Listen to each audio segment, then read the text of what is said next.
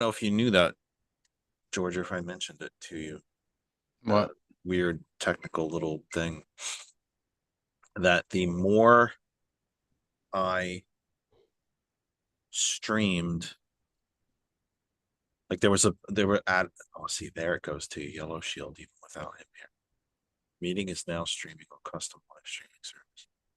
Um, I only had like the first few weeks that we had tied uh the restream and the Zoom together. Hmm. Keep cut and pasting the link in, and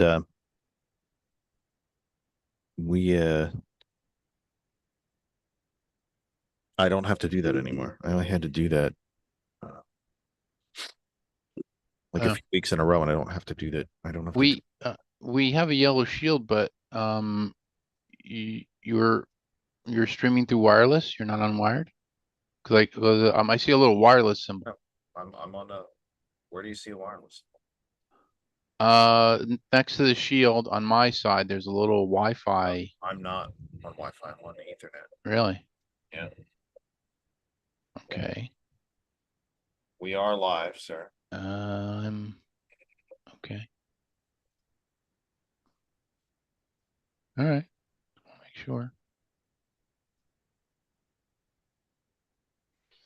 See if I can paste this to my desktop and then try to get this graphic in here.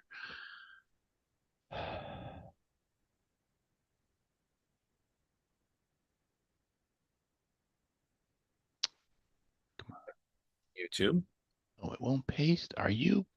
No, bloody Gonna be doing some production during this show. hell. Yeah. Edit privacy. We'll do insert Done. picture. Change. This device.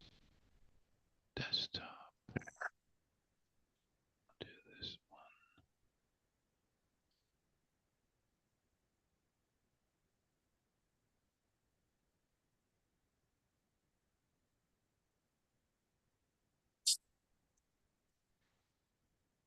That's not how you do that. Save as this PC. See if we can save it as a JPEG. Here we are. JPEG interchange. Just this Mm, one. Okay. pages. Do the presentation. Da, da, da. Choose virtual background. Is that the beginning of the Tonight Show? Da, da, da, da. Da, da, da, da, da, da, da, da, da, da, That will get copyrighted. We'll get a copyright on that one. da. Okay, We will get a copyright on that. where is the present? Oh, there's presentation. That's a little bit better. At least I got the whole I thing thought. in there. Oh, It's not. Didn't she send the Yeah, no, she rectangular sent one? it. I Or it's put it not into working? PowerPoint to resize it. Is that okay, or do you want it a little bit? It's not bad. I mean, if it was bigger, You that'd want be it a little bit fine. But bigger? it's not certainly not bad by any means. Ah, gee. Not a. It's not a bad thing.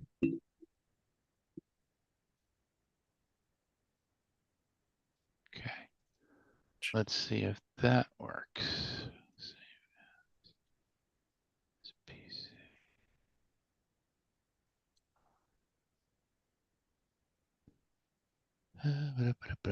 JPEG. Save. Overwrite. Just this one.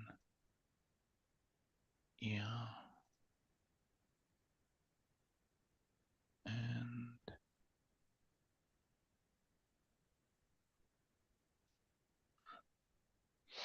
try to get these other backgrounds out of here.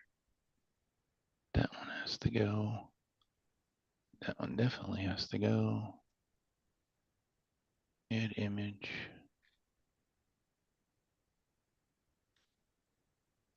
presentation. Hmm. I guess it's okay. It's not. Damn. A little bit bigger, but it's not framed properly. It's not like it's not functional. Um, We are so good at last minute. yep. Let's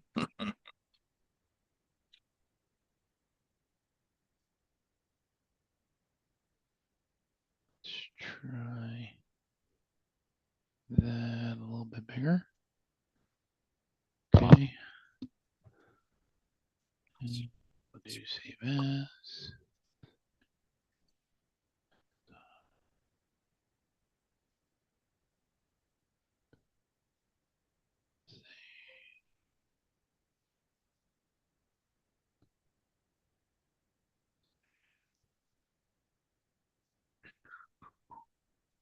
There. We'll do that there.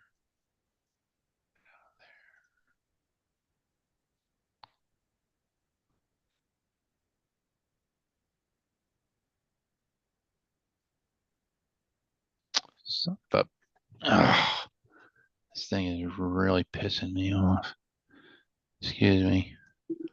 Video setting. Original ratio. There we go. That's a lot better. There Get we the go. original ratio off. Okay, good. That works. Yay. Let's see if we can do. Thank you, Kristen. Okay, that's gonna make me do it.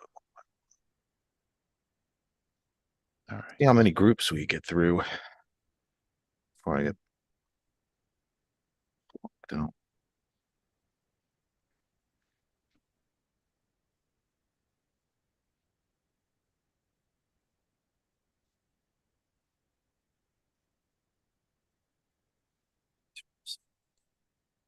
There's an AI companion now in the Zoom.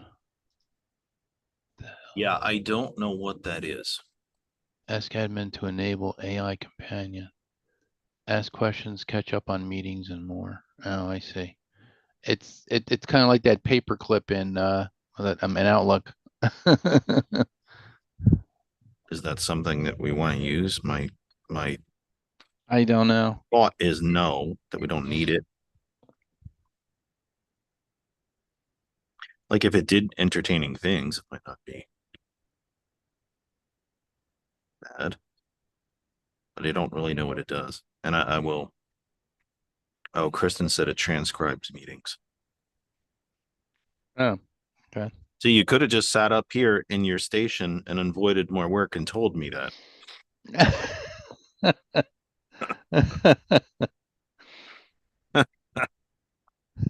Eh, What work is she avoiding? work. Oh, Like work for her work.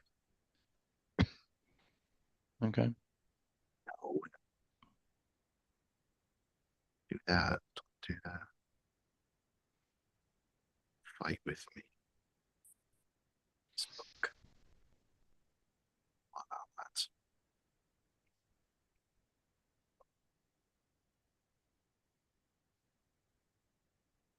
Get blocked yet.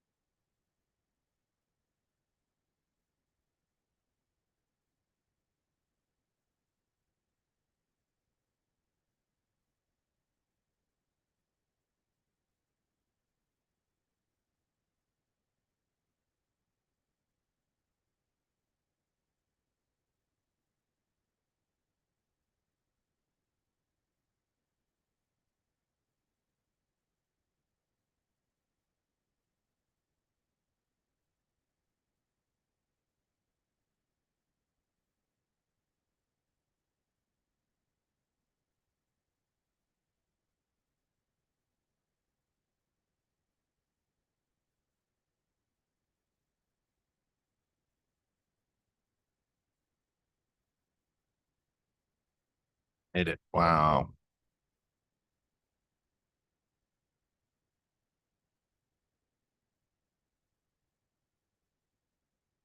Wow. Wowzers. Made it through them all. Didn't get blocked. I got 60 seconds. Be right back.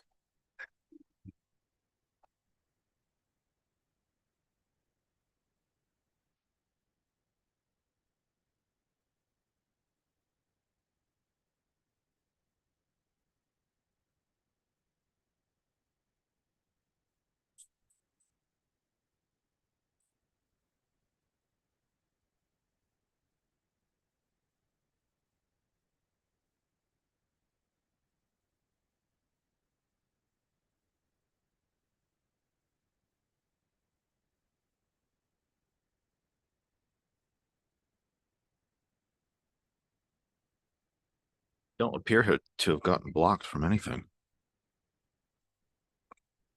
Sharing. But, hey, who knows? 601. Okay. I'm on you. Let's do a thing.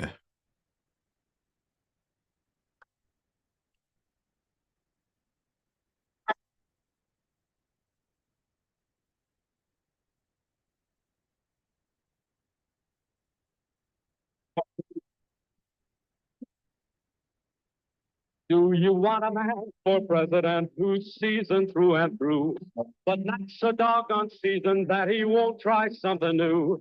A man who's old enough to know enough to do. It's up to you. It's up to you. It's strictly up to you.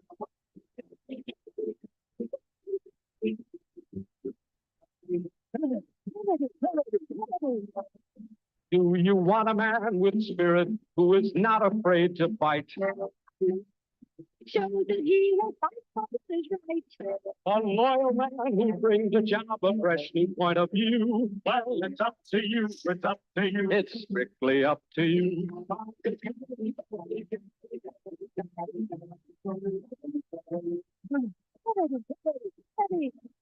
And do you deny to any man the right he's guaranteed to be elected president, no matter what his creed? It's to which we must be true. So it's up to you. It's up to you. It's strictly up to you.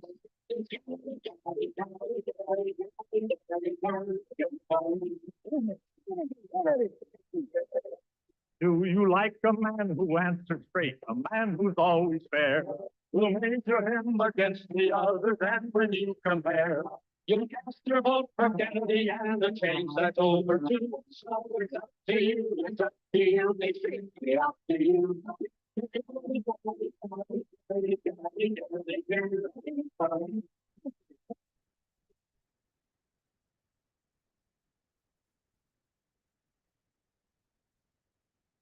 Welcome from my humble second bedroom here in the Saucon Valley, part of the Lehigh Valley in the Commonwealth of Pennsylvania, part of these United States, North American continent, Western Hemisphere, on this planet Earth, the only one we have. Third rock from the sun in the Terran solar system, part of the Milky Way galaxy. This is the Kennedy Effect, back live with you for the 7th of January, 2024.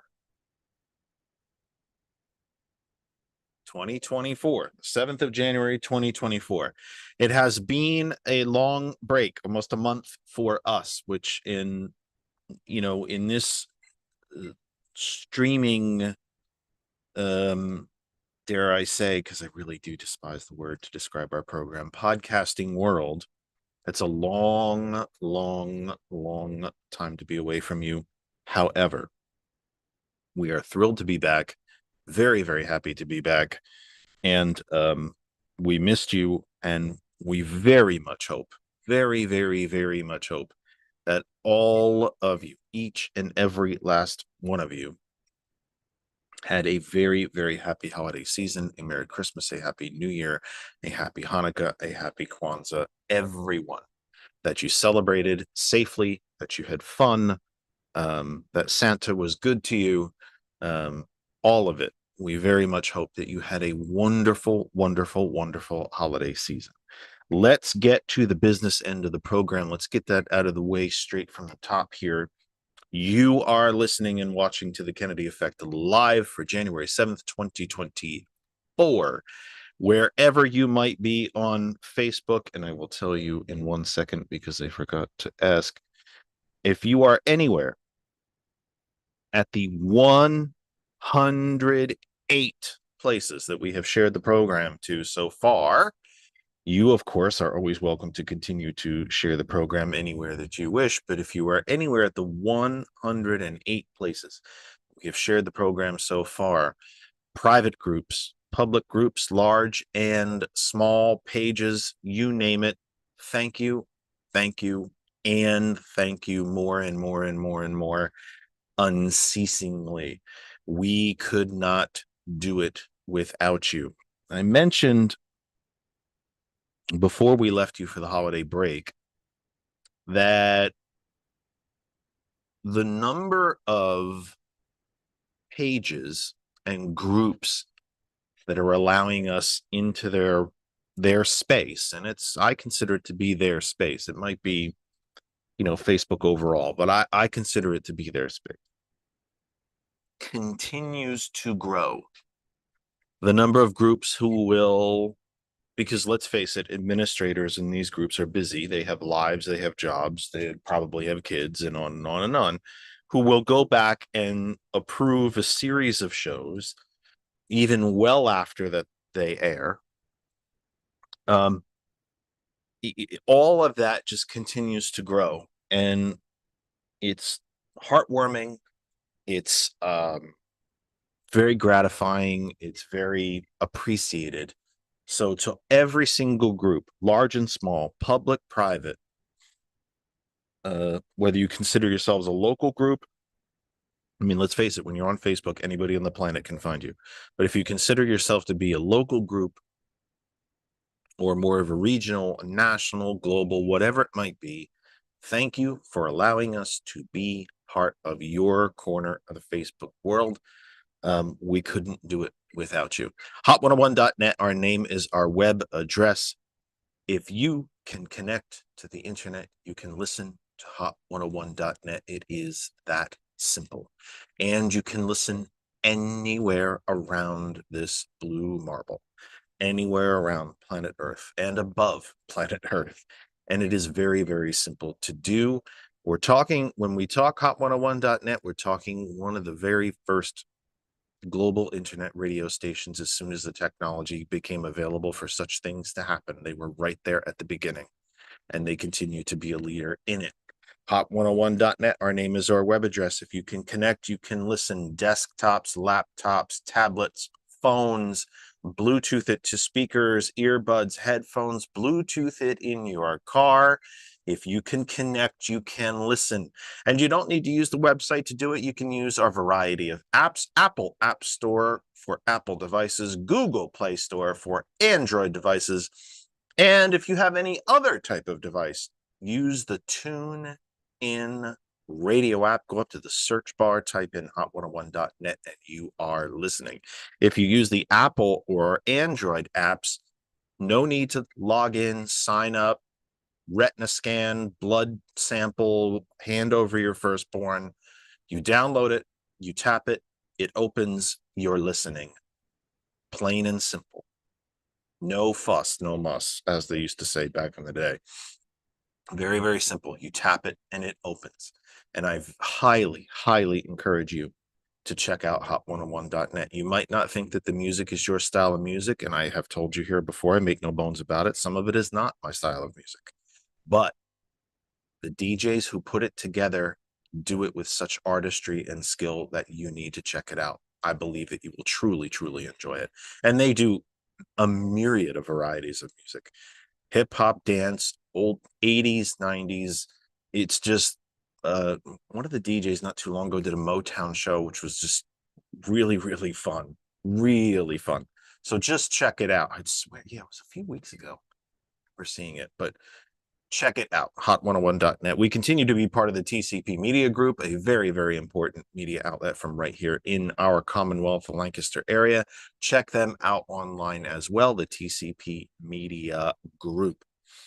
We are reaching now our program. If I was to add up all the members of all the different groups that I'm a part of, that we share the program to, TCP Hot 101, I think we're well over 300,000 people that we reach every week around the globe. That might not sound like much, but it's sizable. If you had 300 marbles, it'd be an awful lot of marbles, as opposed to me who's losing his marbles. But that's a big deal, and we appreciate it. And it's just very heartwarming that the program continues to grow. Sometimes we take incremental leaps, and other times it's just another follower here, another like here, another I checked you out kind of thing there, and it spreads about, and it's a big deal, and we appreciate it.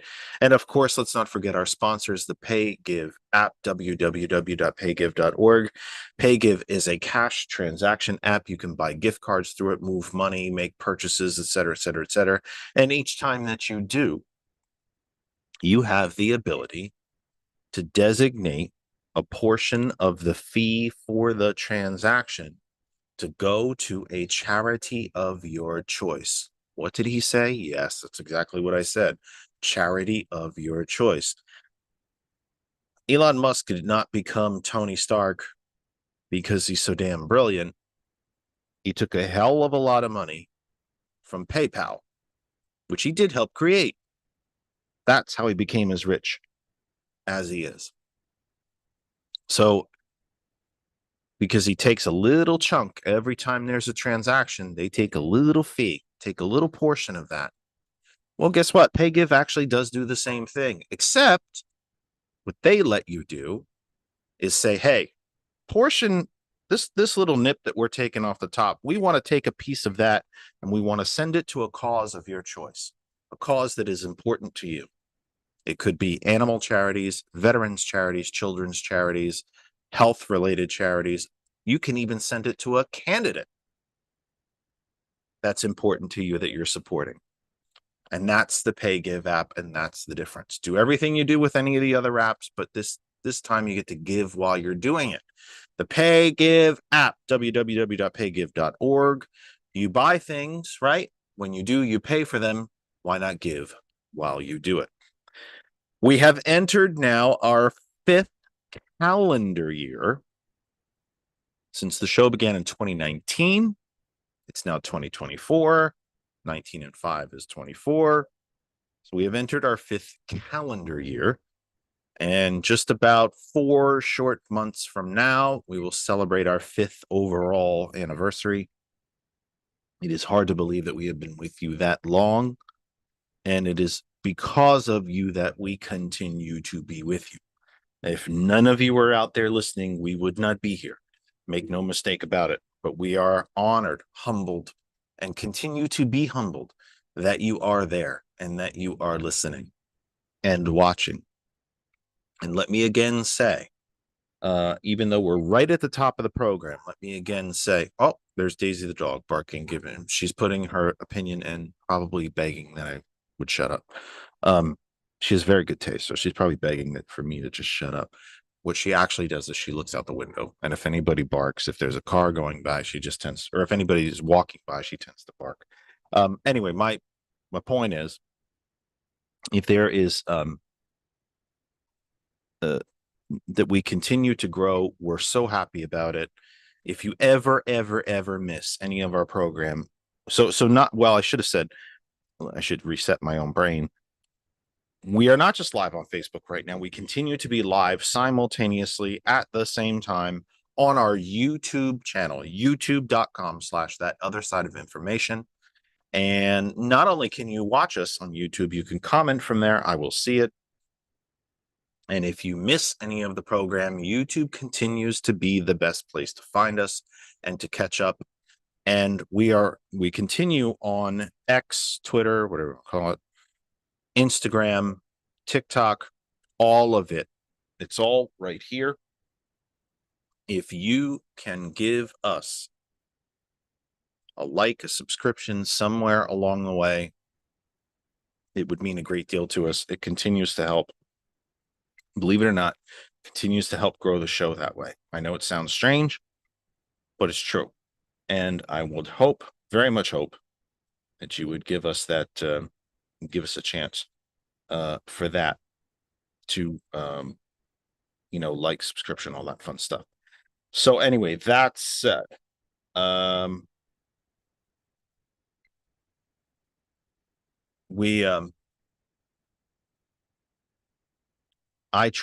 started,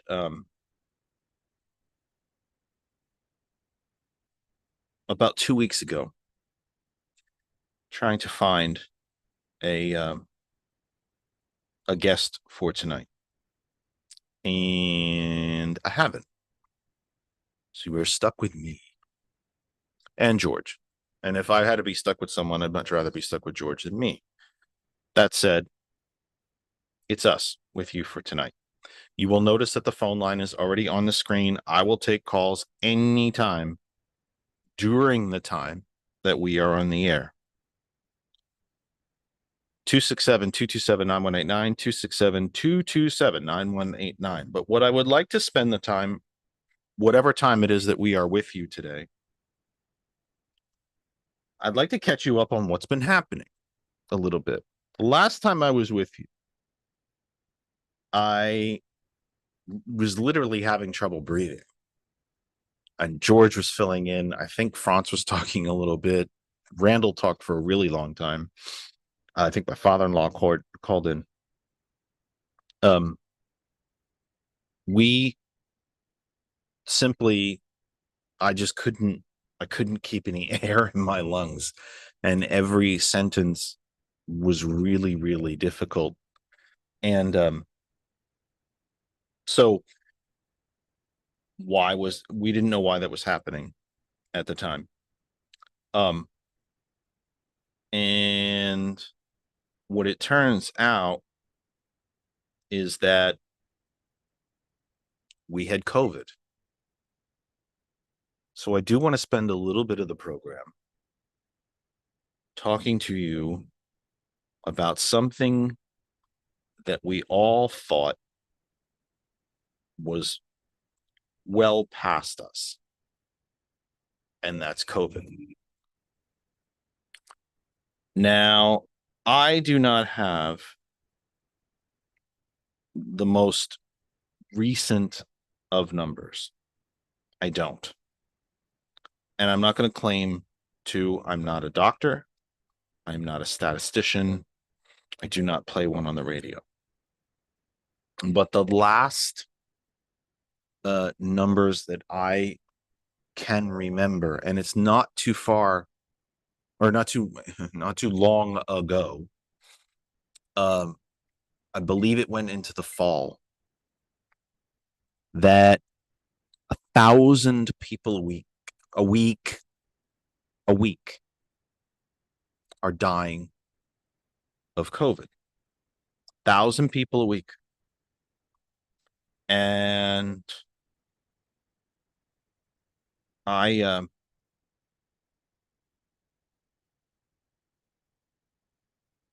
we got it.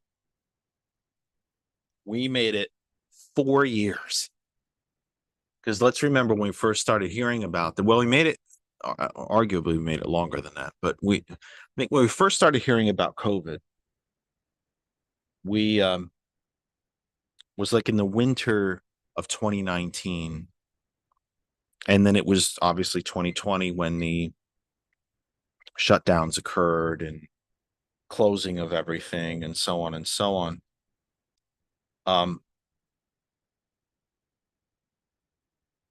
And we almost made it. Kristen and we almost made it without getting it.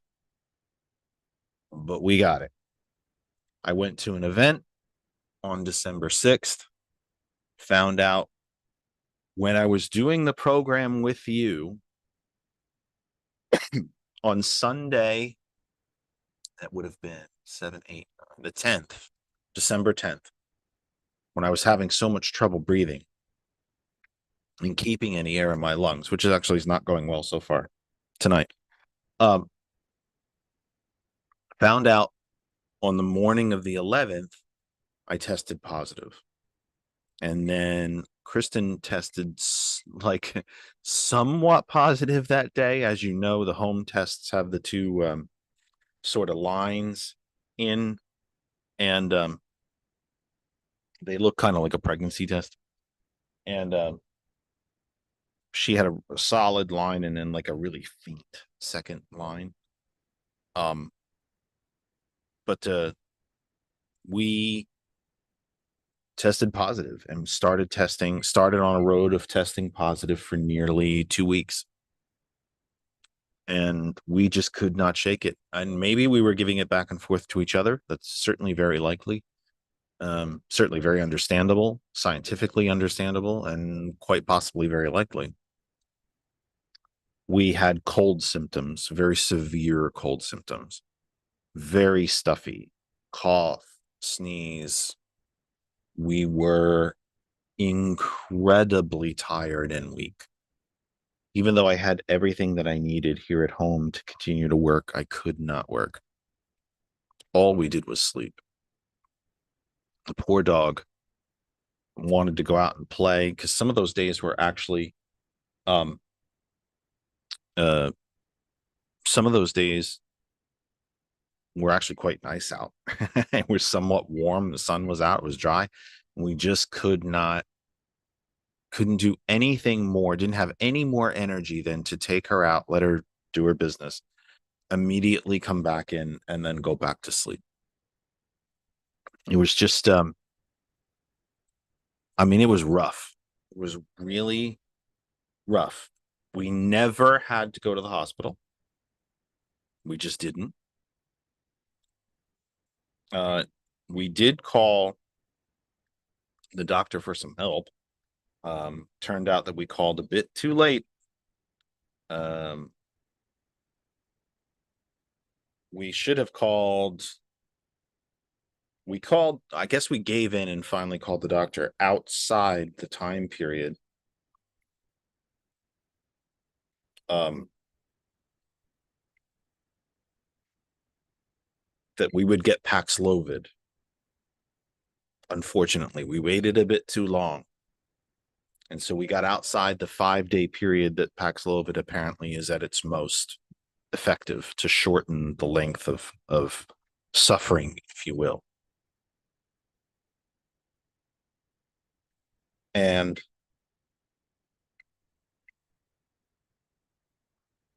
it was really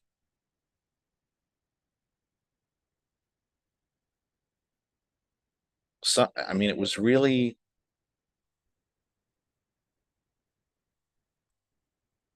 I'm trying to put it in the right context. I don't want to overblow it. I don't want to make it sound like we were, like we had, even like we had the measles or like we had, I don't want to, I don't want to,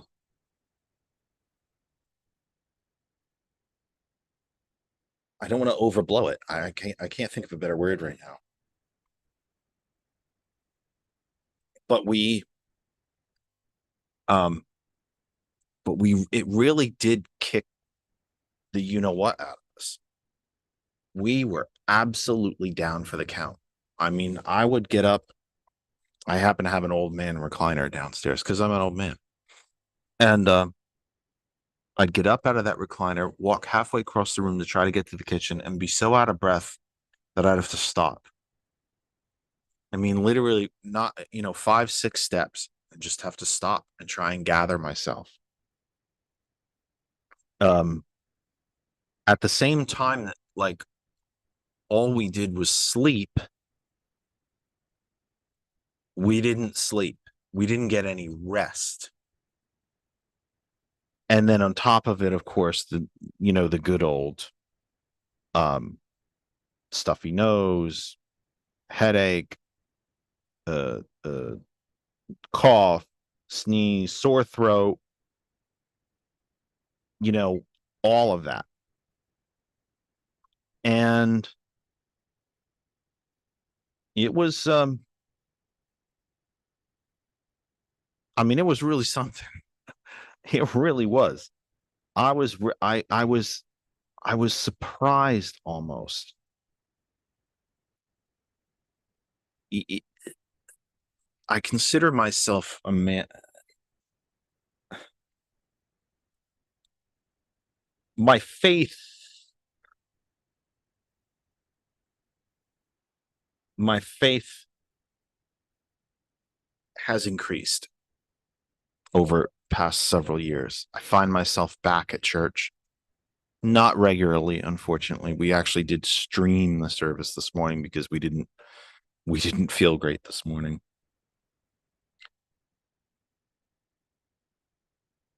And I'm so sorry I'm being kind of choppy here because apparently the Hot 101 software is down, even though it's right in front of me saying that all is well.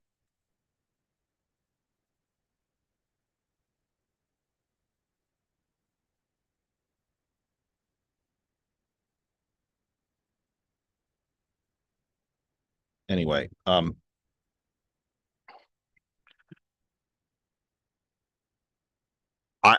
found it. I just found it strange. My my faith, my ever increasing faith has not dulled or come at the cost of logic and my belief in science. I do not believe that the two things are mutually exclusive. One need not be a person of deep and abiding faith and be anti-science. We can be both. Even the Vatican has an astronomical observatory. But I was surprised, being a person of science, having, followed the virus, having, of course, lived through it all with you, just same as the rest of all of you did. The lockdowns and the business shutdowns and the don't leave your house and the mass vaccination clinics. The one here that we attended happened to be at Dorney Park, and the booster shots and the masking and the social distancing and okay, well, the restaurant can reopen but only for takeout, and I don't have to go through all of it with you, but I lived through it the same as you. I read the stories, I saw the death counts, I saw the hospitalizations, the shortages of ventilators, et cetera, et cetera, et cetera. And yet I still find myself having come out of it only maybe fully come out of it. I was testing negative earlier, but I think kind of fully coming out of it about 2 weeks ago. I find myself surprised at just how much this virus sucked the life right out of us. We couldn't stay awake, but we couldn't rest. We had no appetite. We coughed and sneezed, and our bodies ached like nothing I can quite describe. I can't even say that it was like too much of a workout, or when you first join a gym and you go, and then about 2 days later, boy, that soreness really sets in and you can barely even move. We felt terrible. The pain that my body was in is almost hard to describe. I could not. It was such an effort to walk, not just from breathing, but the pain, the joint and just and body pain that we had was really something. I mean, really, really something. It's it,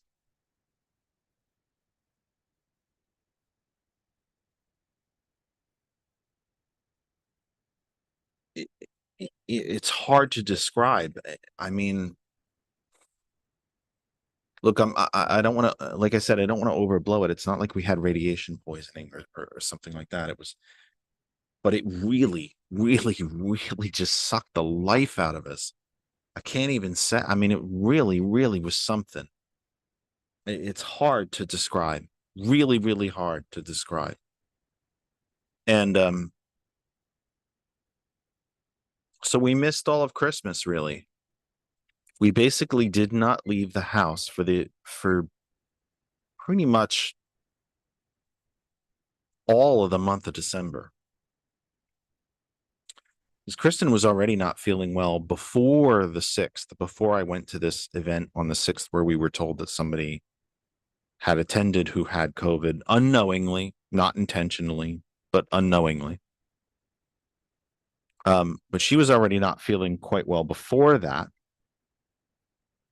So she wasn't leaving the house. I was only leaving the house to go to work. Which I of course stopped doing on the 11th, and I did not go back into the office again until January 2nd. I was out of the office for almost a month. I mean, it, and great thanks to my employer who allowed me to work from home. But I guess my very butchered, labored, not really well spoken story is simply to just say, this is still a thing. Influenza cases, flu cases are on the rise. They're on the rise this time every year, but they are on a more significant rise this year. COVID cases are spiking. Hospitalizations are spiking. RSV cases continue to rise. And what I think that you are seeing is a combination of, now this is somewhat speculative. Again, I'm not a doctor and I'm not a a neurobiologist. I'm not an infectious disease expert either. What I think you are seeing are not exactly the beginning, but perhaps the highest proliferation of non-reactive antibiotic viruses. Meaning, I didn't say that right. I think I said what I meant to say, but I said it in the wrong order. I think we're seeing the rise of some viruses that are completely non-reactive to antibiotics, because we have over antibiotic, that's a word, I think I just made one, our society. We put antibiotics into livestock that don't need it. We put antibiotics into dairy cows when they're not sick. We don't allow livestock to be sick and to cure and for their own antibodies to heal them. We simply pump them full of more antibiotics. We pump ourselves through full of antibiotics. You got sniffles, antibiotic. You got here's a steroid pack. Here's penicillin. Here's a mithracisin. I said that. I butchered that, didn't I? And we went through a period where we just threw antibiotics at everything. And so my humble opinion, and it is only what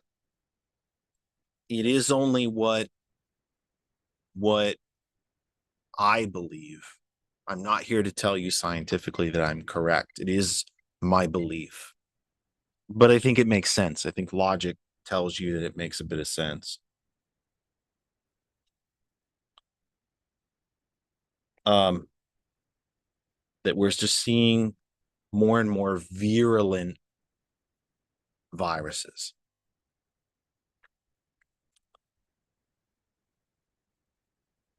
And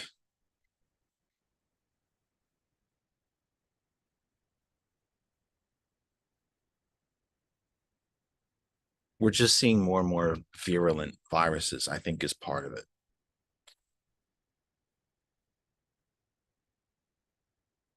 And we're also seeing viruses react, I think, quicker. The COVID-19 virus, some scientists have said, not everybody agrees, but a good number of the medical community will tell you that it has mutated into newer and newer forms much more rapidly that than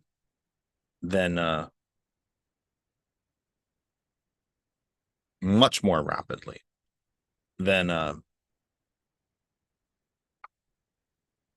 than in past than in the past. You know, the numbers, the number of variants of COVID-19 are way higher than any of us are aware. We know that they're the ones that are making us sick, but and the ones that we hear about on the news, but there are way more variants than that. So it's a thing. And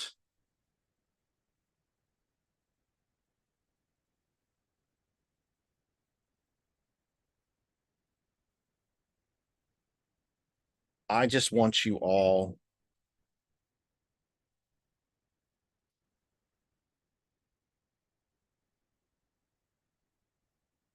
to stay aware of it.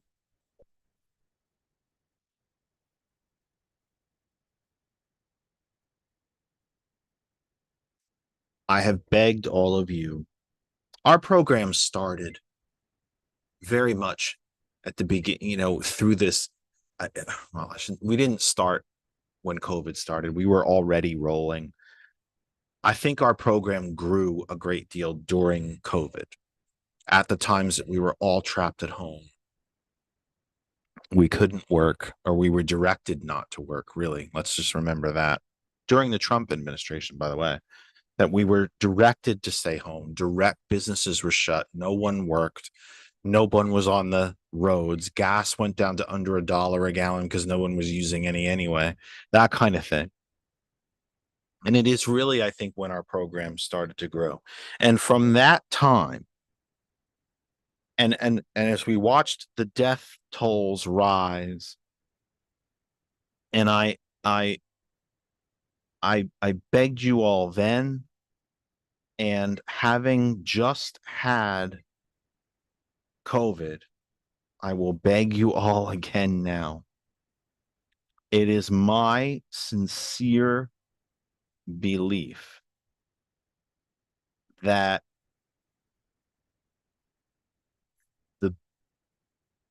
the biggest reason, if not the reason, that we were able to stay out of the hospital is the vaccines. I don't think I have asthma, and I remember being told very early on, if you get this, it could kill you. So I've taken at least 4 shots. And I will admit that the last one I took was not all that recent.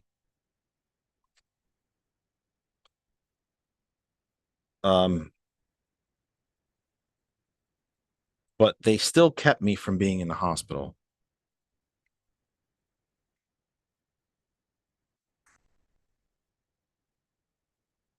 And I think I would not have been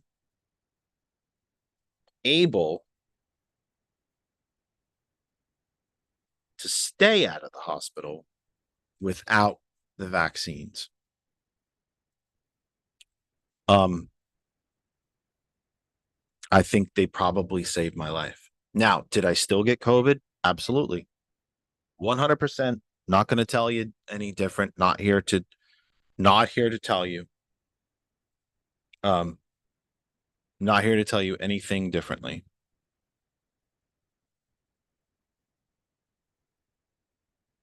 I'm so sorry that I keep bouncing in and out here. George and I are actually trying to fix a problem with the Hot101.net app while I'm in the middle of a program. I believe that these these vaccinations saved my life. I think if I had gotten COVID early, especially early on, when science really didn't know that much about it, I would have been sent to hospital, put on a ventilator, and probably died. And even though the vaccinations that I had were a while ago, some of them were a while ago. I think the last one I had, I might actually have my vaccination card here somewhere. Oh, I do. Look at that. I'm not going to show it to you. HIPAA laws. I think the last one I had, 1, 2, 3. Yes, I had 4. Was in the summer of 2022. So you're talking a year and a half, roughly 18 months ago. But it is still my belief that those vaccinations saved my life. And the last figures that I heard reported on the news is that 1,000 people a week are dying from this again. That's 52,000 people a year. And that hospitalizations for COVID are up across the country, more so in red states, and even more so in really deep red counties. But the numbers are up everywhere. Blue states, blue counties, red counties, blue cities, red cities. Purple, everywhere. The numbers are up. So a very long-winded, almost half-hour long diatribe intermixed with me trying to help get the hot11.net app fixed. And George doing the same thing, which is why you're not hearing from him.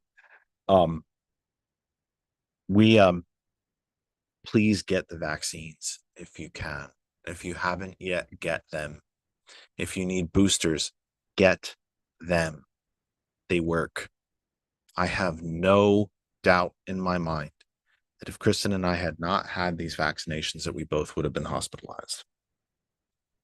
So please, please, please get them. I'm going to answer that. Oh my God, can I get to the thing quick enough? Randall, welcome back, my friend. Hey, Jeff.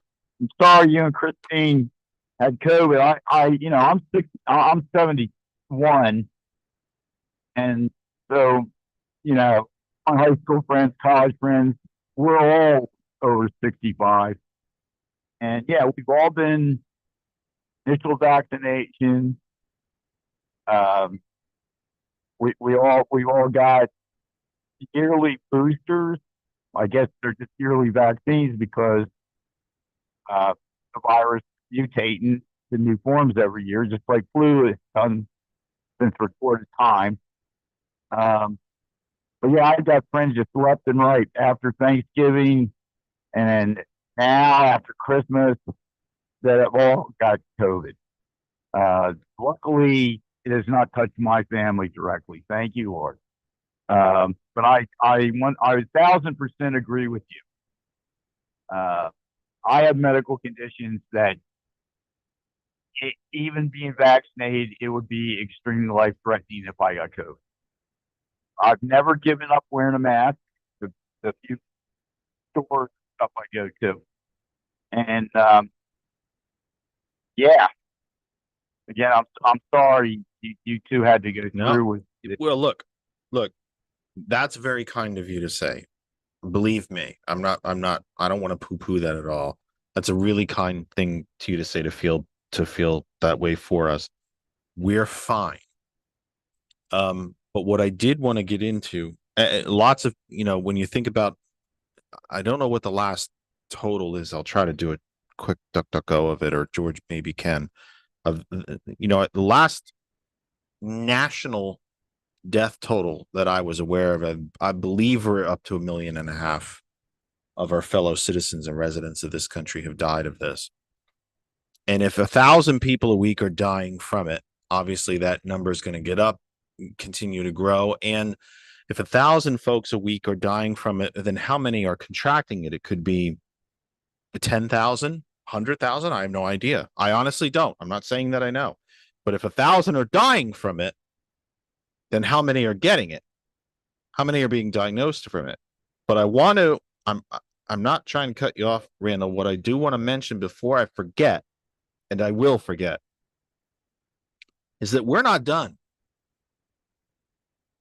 Kristen and we're not done. I am still having moments, if you will, where I'm completely out of breath. I continue to use my inhaler. I'm having moments where I get dizzy and my vision gets blurred. And as you can tell, not just the distractions with the 101 app, but because I am being distracted by that, to be very honest with you, and it's not very fair. Because the app's not working, and George and I are with some of the other guys to try to get the thing working, and I'm trying to help while I'm live on the air with you. That my mind, I went back to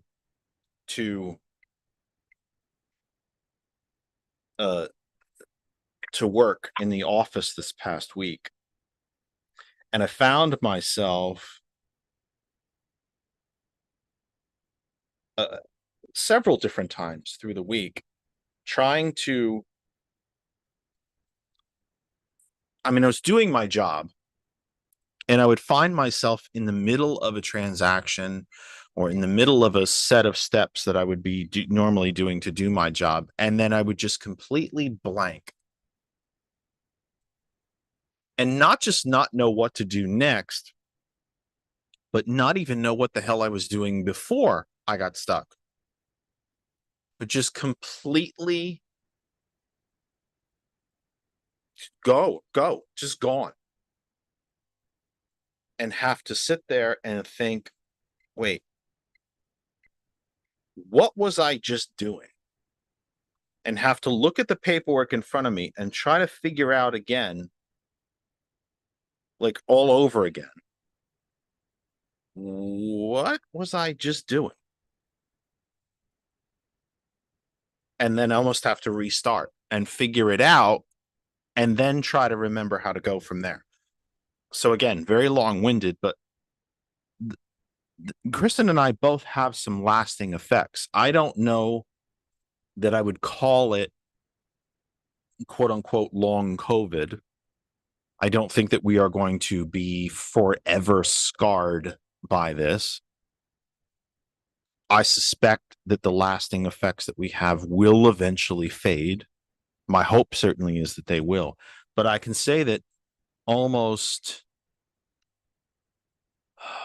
2+ weeks since I started testing negative to now, I still have effects from it. I get very short of breath. I've already done it during this program. I haven't needed an inhaler. I think I used my inhaler on the program last month, but I still get very short of breath. I still have this kind of nagging cough that won't go away. And when I cough, nothing happens. It's not like, coughing is a bodily reaction to take stuff out of your body. Nothing comes with it. I get very, very, very tired, where I just don't even have the energy to get up out of my own chair and walk somewhere to the lavatory, to the kitchen. If I'm at work, to get up and go to the men's room, something like that. And my appetite is different. I have an appetite. I used to have a voracious appetite. And if you ever saw my ever increasing stomach, you will know that I have an appetite. But my appetite is gone. I have no appetite whatsoever for breakfast. My appetite for lunch is almost gone. I did eat lunch a couple days this week, but only really one of those days was I actually hungry to eat it. Other days I forced myself, and one day I just couldn't even think about it. I also used to eat too much. Very, very large portions. What can I say? I like food, and now that my body is as damaged as it is, I can't work out, so I've done nothing but gain weight. But I don't need the portions that I used to need. And that's a good thing. Let's be honest. I'll lose some weight. And I need to lose some weight. It'll be better for my knees and my legs and my backs and my backs, my one back, and my nerves. And I don't mean my nervous nerves. I mean pain in my nerves. It'll be good for all those things. But I do find that whereas I used to eat maybe, I don't know. Let me think about it. Kind of like if we brought home a roasted chicken from either Giant or Costco, something like that, where I would possibly eat both legs for dinner, I barely get through one. Or I can only eat one. And again, that's a good thing. You know, portion control is the probably the factor in weight gain. So it's not a bad thing. But this is leftover COVID stuff. I know that it is. I'm not guessing and I'm not speculating on that part because I didn't feel that way before I had it. I've only felt that way after I had it. These are real effects. Now, again, for me, just for me, I'm not suggesting COVID is a weight loss solution for folks. It's probably a very strangely, oddly good thing. I could really afford to lose the weight. But it's a leftover COVID effect. So even though I am generally speaking well now, we're testing negative, we go back out in public, you know, we're walking the dog, I'm back to work in the office, all that kind of stuff. It's still here. We're still lingering, if you will, from it. And even if you're thinking to yourself at home or wherever you're listening to us, car, wherever it might be, well, I've had my vaccination, so if I get it, it's going to feel like a cold and it'll go away. And perhaps largely that's true. But there are these really odd little nagging lasting effects. And I do believe that it's something that you need to think about. It's not that simple. But anyway, Randall, Randall, let me read this to you and I will give you the floor, I promise. George, as always, comes up, you know, he's quick on the search engines. Between the beginning of January 2020 and June 14, 2023. Okay, so January 2020, June 14th of 2023, so just about 6 months ago. There were just under 1.2 million COVID deaths in the United States. 6 million people so far worldwide have died of it. And again, we're back to 1,000 people a week here in the States. If you have different statistics, by the way, if you think I'm wrong, you tell me. I always want to hear from you when I'm wrong, if I'm wrong, or if you think I'm wrong, because we can talk about it. That's what we're here to talk about. Let me also just tell you that as we approach the top of the hour, we're going to lay out a vision for what this program is going to be for 2024. I told you my COVID story, and we need to talk about the 3rd anniversary of the January 6th insurrection. But Randall, you have the floor, sir. My apologies. Thank you for being patient. You know, I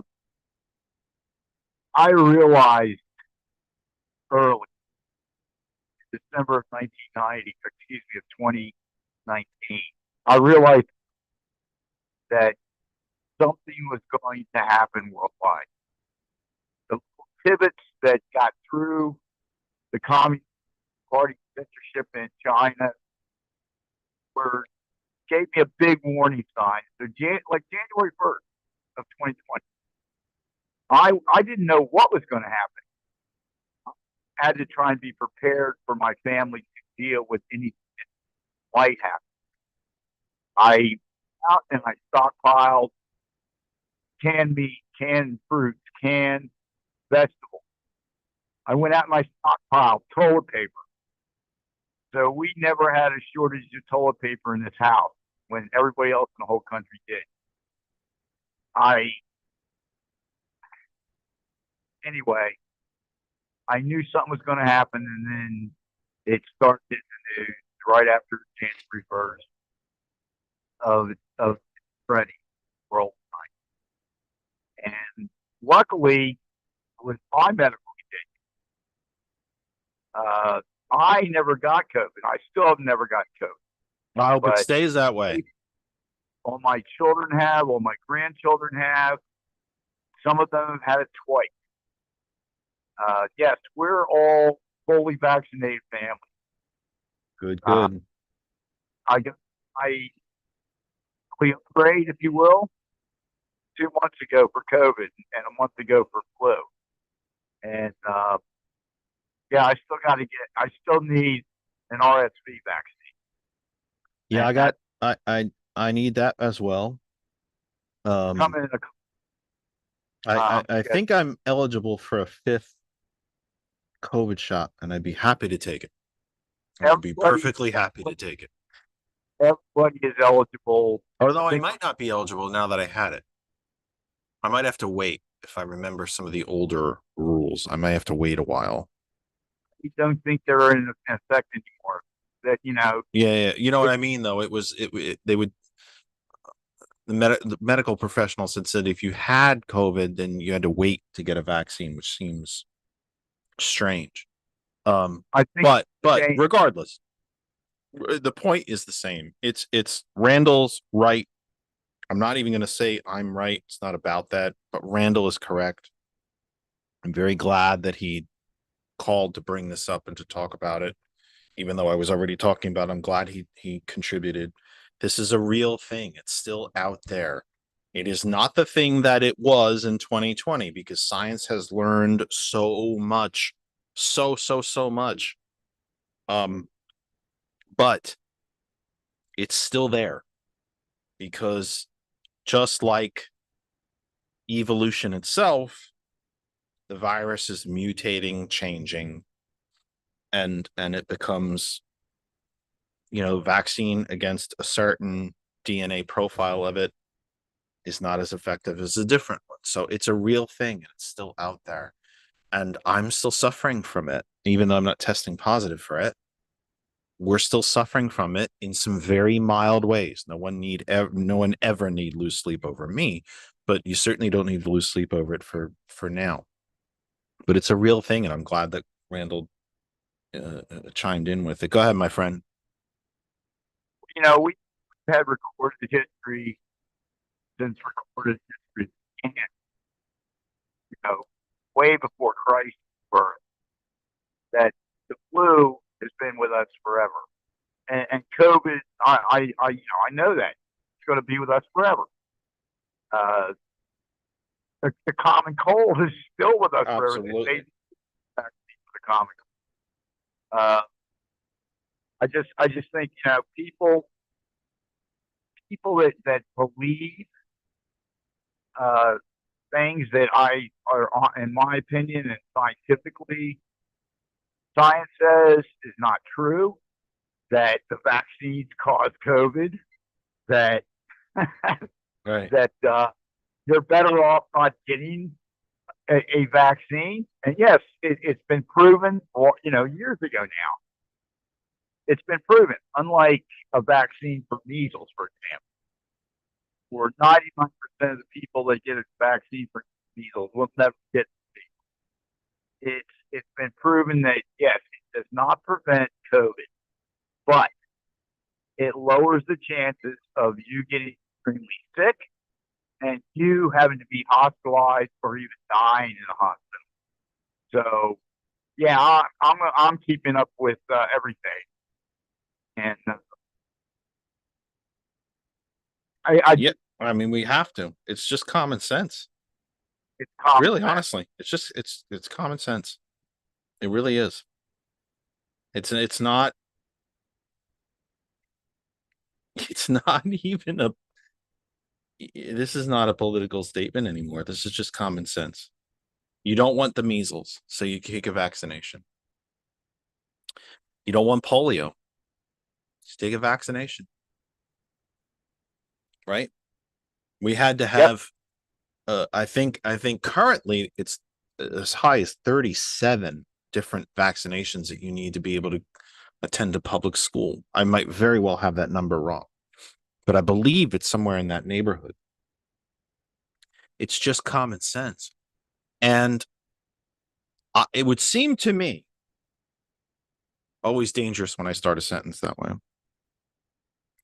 It would seem to me that the ultimate proof that you need as a society that vaccinations work is that as we have a growing percentage of our population who refuses to get them, measles are on the rise, flu is on the rise. There are polio cases in this country. Polio in the United States because people are refusing to get vaccinations. It seems to me that that is the ultimate justification and the ultimate proof that you need that vaccinations work, because we have a group of folks who don't take them, and now the disease itself is on the rise. What other proof do you need? You know, I grew up, I was born before we had vaccine for polio. In third grade, I had my male teacher in my elementary, and he was on crutches because he had polio. He had it, right? You know, I have one big sin in my life that I will have to deal with when I go to work. We had a poor family that came up for Wichita,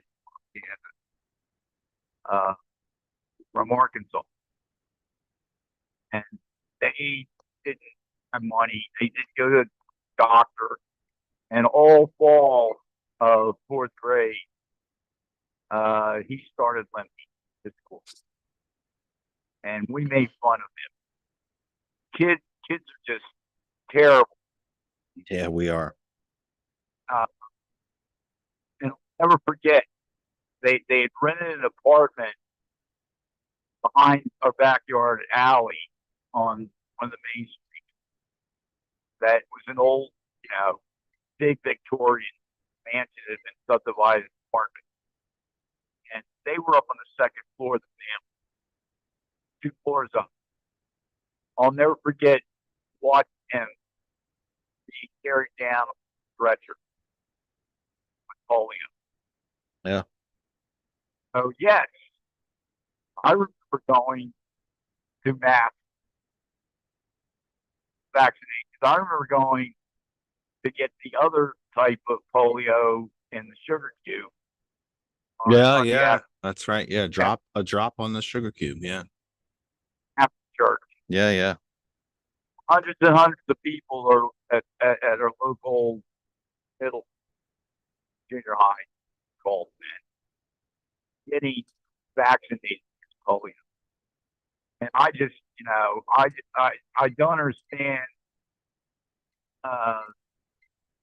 these young families that are refusing to get the multiple vaccines their children need to protect them. It just mind-boggles me. Nothing pro-life about it, my friend. Nope, nothing pro-life about it. All right, look, I'm gonna let you go for now. We'll let you call in later if you choose to. No pressure, but if you choose to, I want to get on to this next topic.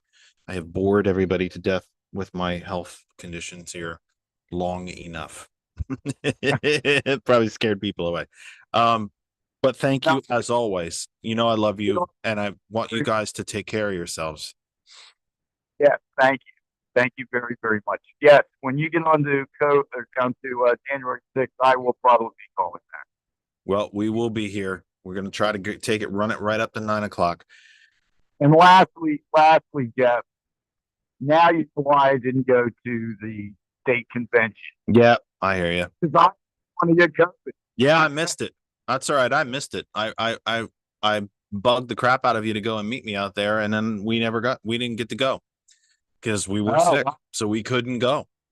And even though I had been testing negative, I thought it was way too soon that I was testing negative, and I didn't want to risk the chance of going back and getting it from somebody else or giving it to somebody else. Either way, we have a greater societal duty, and my duty then was to stay home. So that's exactly what I did. But perhaps we will chat later. I really want to move on to what we're going to do on this program throughout 2024. All right. Thank you, sir. 7:05 Eastern Time here on the Kennedy Effect, live with you for the 7th of January, 2024. Yes, it is 2024 already. I would say to you that I don't know what happened to 2023, but it wasn't the greatest of years, so I'm kind of glad that it's over. Let's hope that 2024 is a better year, and let's also hope that let's just hope it's a better year. We already know it's going to be a busy one. We know it's going to be a stressful one. We know that the elections are not going to be pretty, unfortunately, but they're also going to be the single most important ones in our lifetime. And when I know that it's become a bit of a cliche, this election is the most important of your lifetime. This one is your lifetime. It will determine how much longer you live or how much quicker that you pass.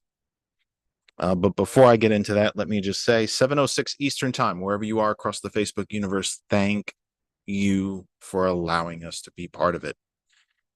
To all the groups that allow us to be part of your platform, large, small, public, private, local, national, international, we couldn't do it without you.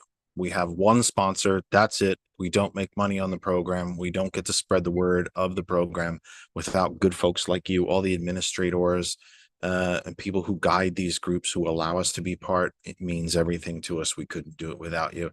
And we hope you'll continue to allow it. And for the groups that don't keep allowing it for whatever reason, we hope you'll change your mind, or at least give us a try. If none of your group members love us, then hey, that's fine, as long as they had a chance to make that decision. But wherever you are across Facebook, if you allow us to be part of it, we thank you so very much.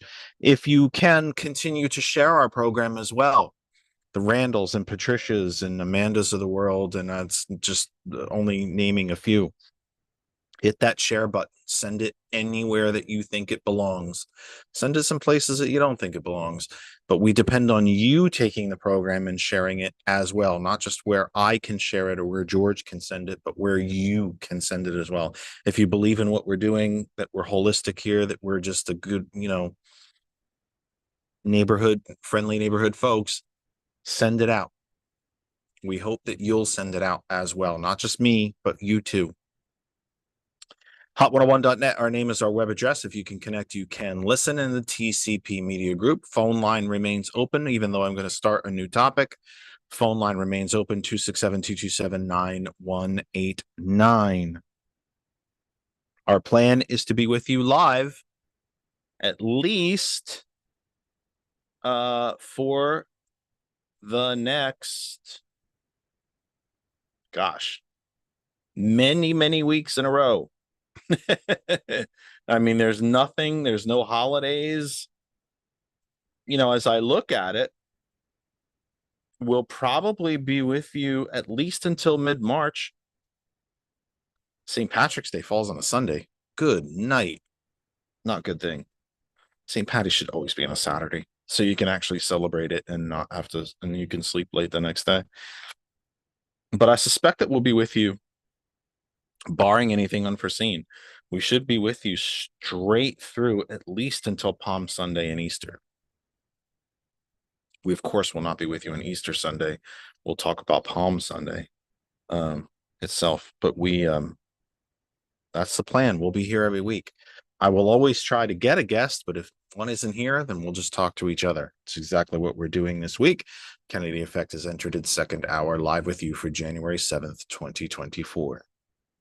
If you read the show announcements that I plastered all over Facebook, you will know that one of the things that I wanted to talk about was a vision and a theme for our program throughout 2024, or at a minimum until the end of the general election cycle,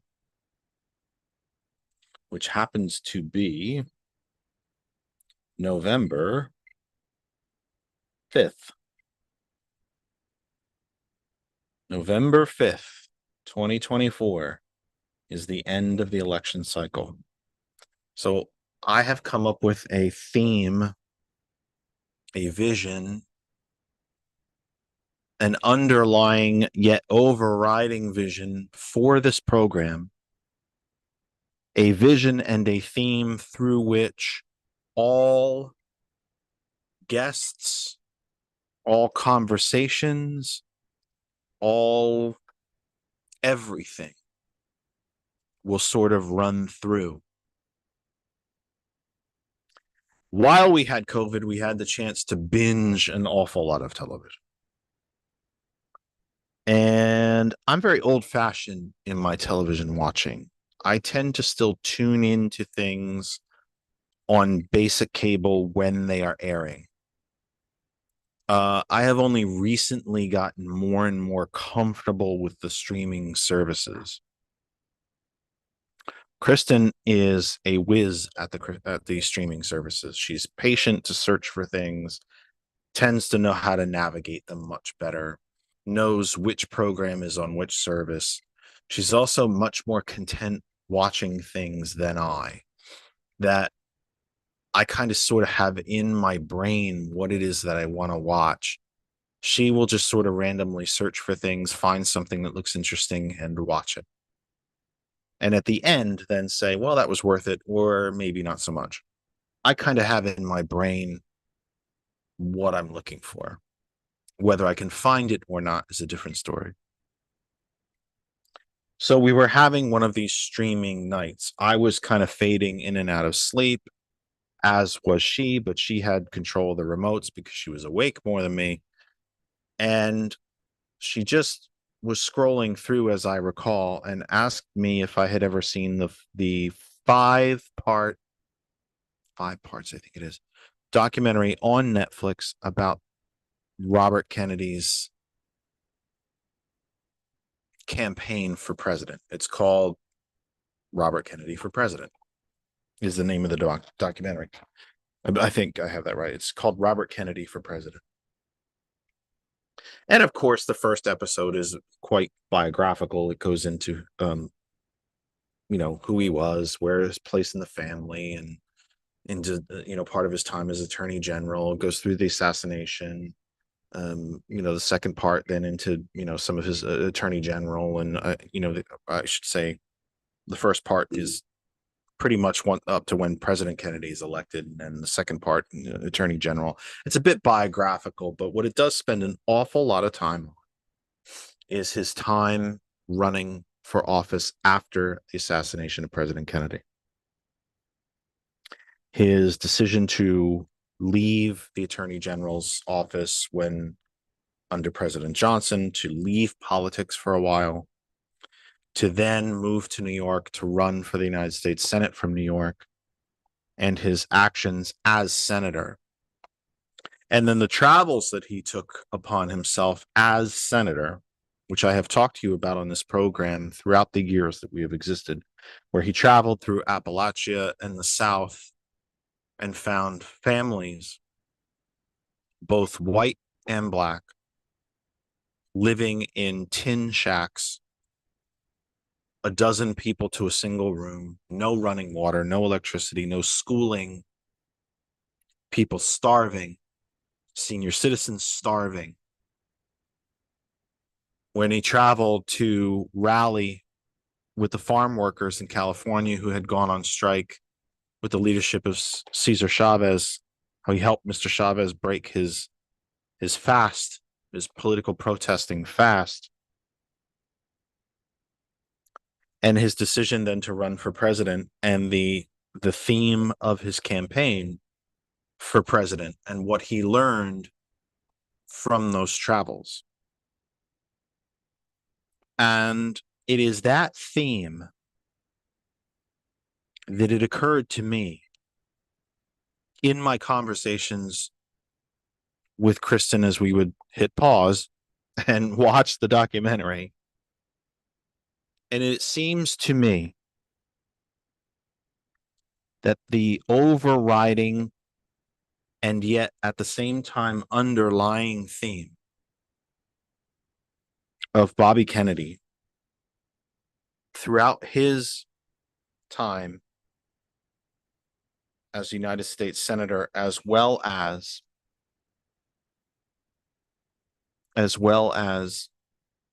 his time running for president. And it actually, if you really kind of think about it, was a bit of his theme as Attorney General, but not so much as it was in the Senate and as a presidential candidate. But all of that said, and this is what I take as that theme. And it would seem to me that it is as important today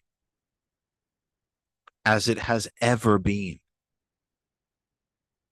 Because now, it would seem to me, if we don't take his themes, his thesis, if you will, his reason for running for office, if we don't take the questions that he was asking us as a nation, if we don't take those themes, take those statements, take those profound thoughts, take those questions to heart and try to answer them at a time when the very existence of our democracy is at stake, that Bobby Kennedy's reason for running for office kind of automatically flows into the fight for democracy itself. Let's think about some of the questions that Senator Kennedy was asking us, that Bobby Kennedy was asking us. As he was touring Appalachia and the South, the inland South, and again, seeing people starving, not just figuratively, but literally starving. They did not have enough food to sustain themselves. 6, 8, 10, 12 plus people to a one-room shack made of strips of metal that they had foraged from dumps, from shuttered factories, from wherever they could get it. No running water, no electricity. All they had was a wood stove, the wood from trees surrounding their own property or somebody else's property that they may have been tantamount to a serf and squatting on. The children could not go to school. They could not bathe because they didn't have water. They were drawing their water from the local stream or a well or wherever they were getting it. They only ate what they could either grow or catch. Children could not go to school. And these were not all just black families, but white families as well. And it forced Senator Kennedy to look into the dark places of the United States, kind of into the dark corners, into the places where the media and politicians did not want to shine a light. and what he came out with. And I've talked to you about this before, this particular piece of film, and they have shown it. They showed the extended version of it in the documentary, of course. It was a CBS News report. The cameras had followed him to this shack in Appalachia. It was a black family, but as I recall the piece of film, there was a white child on some white folks around in the shot as well. Filthy. Everyone was filthy. Just dirty, filthy. Whatever clothes they were wearing had either been scavenged, given to them, or sewn by hand, made for them. There was a smoke pipe because they were burning wood for heat and to cook.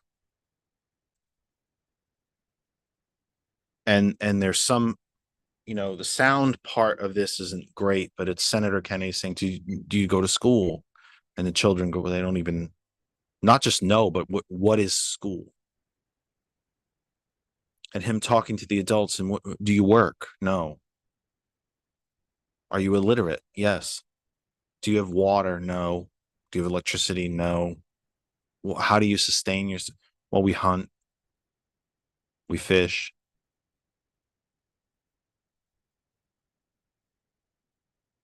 And he walks away from the family, kind of back down the hill. The property in front of this home kind of slopes.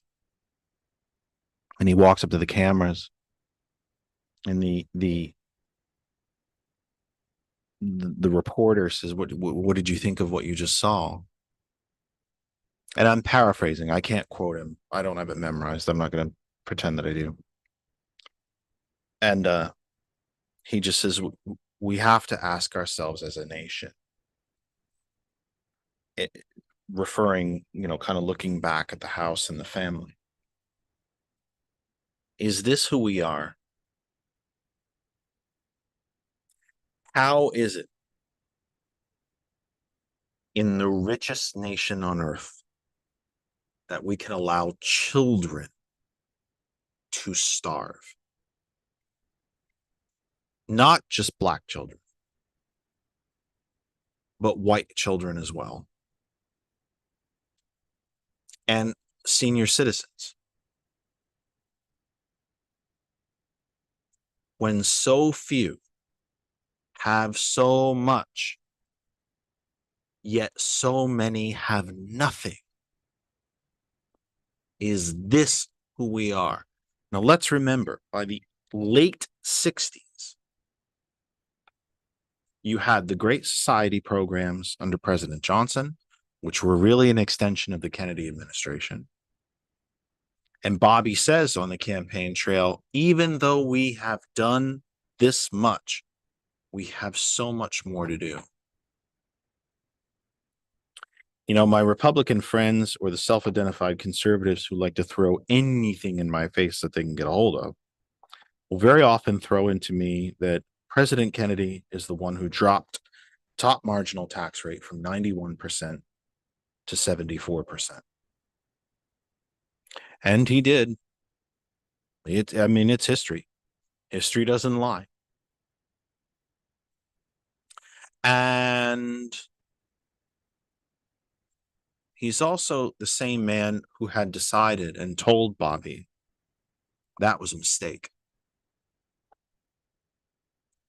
When elected to a second term, I will raise that rate again, and I'll put it back where it belongs. And we'll use that money for the poor, for the illiterate, to bring electricity to the places that still didn't have it. Now, remember, the New Deal was still largely intact. Many of the New Deal alphabet soup administrations, including the Tennessee Valley Authority, which still exists to this day, the Rural Electrification Authority, they still existed, but they weren't funded at the same levels. Republicans had slowly chipped away at all of these efforts. They hated the New Deal. Remember, Ronald Reagan said very plainly on national television when asked, why are you running for president? And he said right out loud into the camera to destroy what's left of the New Deal. So by the late 60s, the New Deal had already been chipped away at. It was still largely intact, but it had already been chipped away at. And Bobby was traveling to the parts of the country where folks had nothing. Some of them had nothing because they were Black, because no one wanted them to have anything. But he visited white families too, in Appalachia, in the northern sections of Alabama, Mississippi, the very far inland, the western sections of North Carolina, South Carolina, Virginia. These sort of no man's lands, no close cities, no big highways, no universities. As rural can get.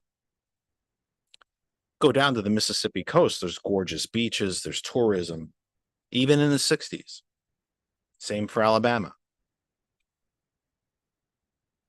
But these mountainous regions of Arkansas, these high, remember the shape of Mississippi, it's a very tall state, if you will. These northern sections of the states, Mississippi, Alabama, Georgia, these rural sections of Tennessee, these western, the inland western, we tend to think of South Carolina, we think of Myrtle Beach or Charleston. No, inland, the western sections along the Appalachian Trail, these no man's lands of no cities, no universities, no big highways, where people were starving, literally starving. See a doctor, they'd probably never seen a doctor in their lives. They probably didn't even know one as an acquaintance. And it was Bobby Kennedy that turned to the cameras and then eventually decided to run for president by asking us as a country, as an electorate, as a society, as a community. He began asking us questions. How is it in the richest country on earth that we can allow our fellow citizens to starve to death, to not have running water, electricity, to not be able to go to school or see a doctor? Surely these very, very basics of life can be provided.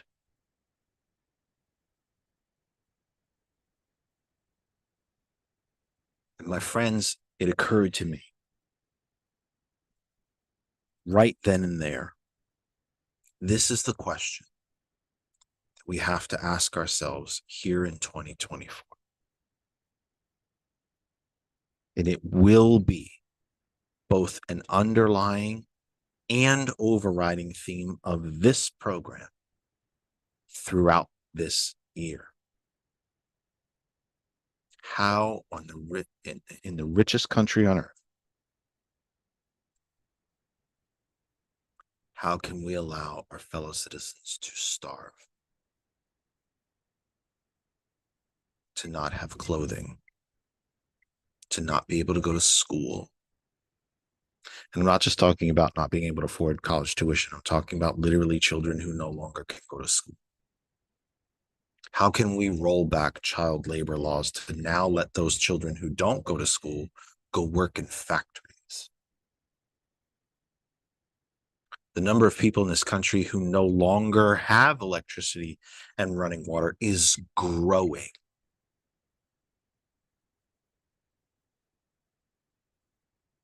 I continue to be uninsured for health insurance. Is this all that we are? And how does this tie into what President Biden mentioned earlier this week on the 5th, I believe, was his big speech? How does this tie in to to saving democracy. Because the two are tied together. They go together. These are not separate issues. When the country looks itself in the mirror, or enough of us, the majority of us, because majority rules, it's the way the framers wrote the Constitution. They wrote protections in for the minority, but majority rules. When we look ourselves in the mirror and ask ourselves these questions, the answers for democracy are the same answers. A fascist dictatorship is not going to stop children from starving. It's not going to stop LGBTQIA people from being the blunt object of discrimination. It's not, a fascist dictatorship is not going to stop book burnings. Fascist dictatorship is not going to save public education. It's going to destroy it. Fascist dictatorship is certainly not going to raise the top marginal tax rate back up to 91% where it belongs, or even 50%. It's going to continue to encourage the rich to get richer. We are already at a point where only 3 people in this country, 3, just 3, have as much wealth as the bottom 60% of the country. It would seem to me that these themes go hand in hand. When we look ourselves in the mirror as a country and say, how can we let our fellow citizens starve? That very same answer is, how can we allow our democracy to fail? The questions are exceptionally similar. They go hand in hand. This country will never be again the home of the greatest, largest, richest middle class on earth in a fascist dictatorship. Those children will never get fed. They will never see a school in any other system other than democracy. Democracy is a mess. It's a damn mess, especially currently.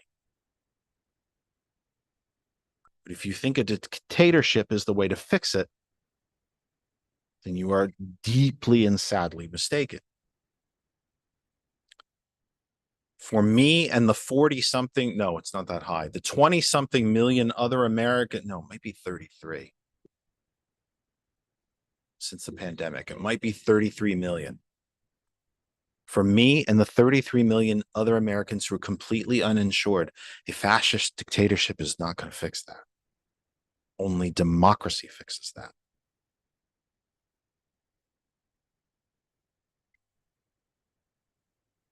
When 3 people have as much wealth as the bottom 160 million, a fascist dictatorship doesn't fix that. Only democracy fixes that. When Moms for Liberty wants to destroy and end public education in this country, a fascist dictatorship doesn't fix that. You all going out and voting in 2023 and handing defeat after defeat after defeat after defeat to Moms for Liberty every corner of this country. Only democracy did that. Only democracy did that. The questions that Bobby Kennedy was asking us, as deep and meaningful as they are in and of themselves, are the same questions that we have to ask ourselves about the survival of democracy, the survival of the Constitution in this country. Not only must we look ourselves in the mirror and say, how can I allow my neighbor to starve? We have to look ourselves in the mirror and say, how can we allow troops on the streets? How many intersections will we have to go to and say, show me your papers?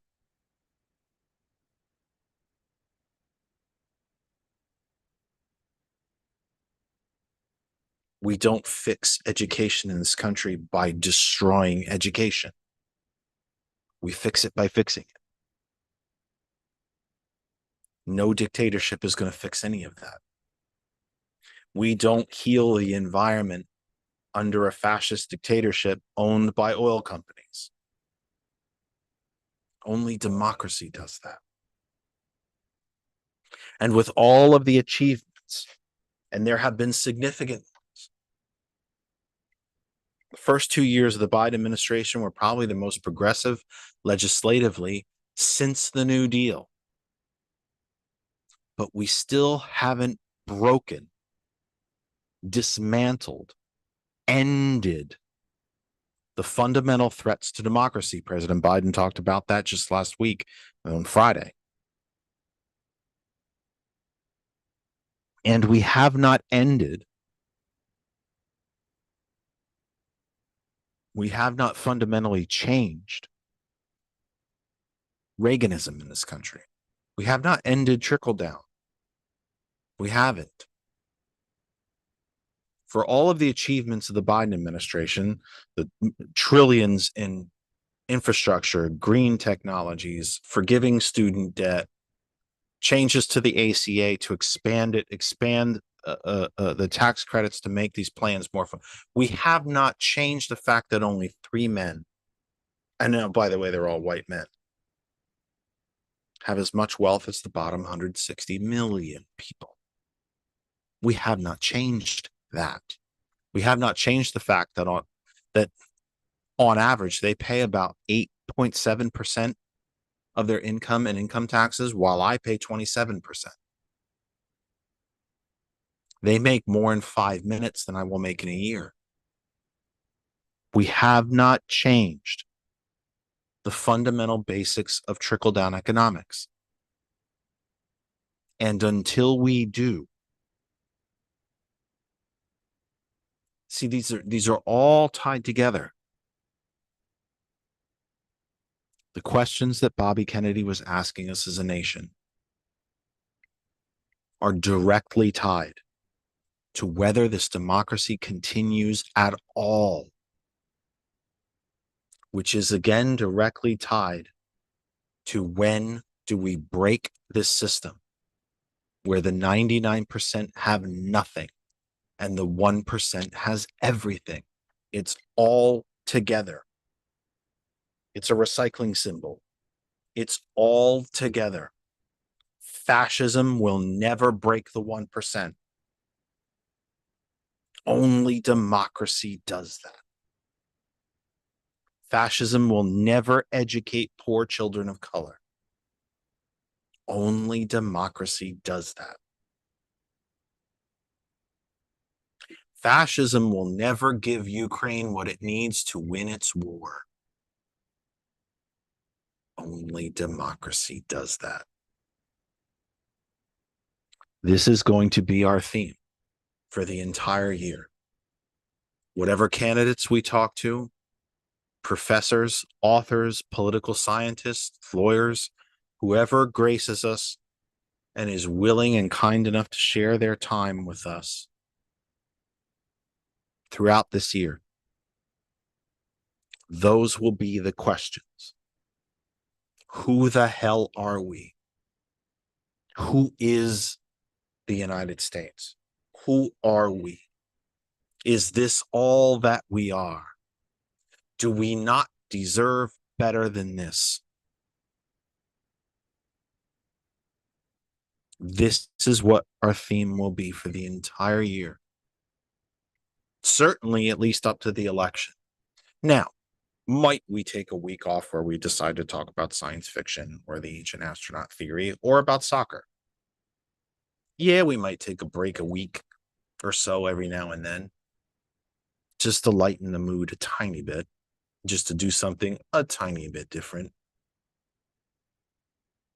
But our underlying and yet overriding theme for our program for 2024 are the questions that Bobby Kennedy asked us as a country. The questions that he had answers to. The answers that he had, the ones that got him killed. Well, we will ask those questions again. The American people must hold a mirror up to themselves. We need to stand in front of the mirror and ask ourselves, who are we? Who are we?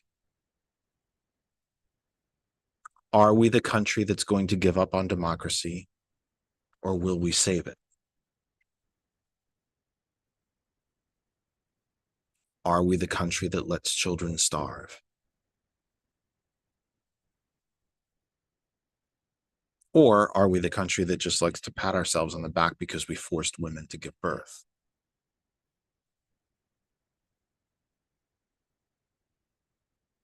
Are we the country that starts wars, or are we the country that ends them?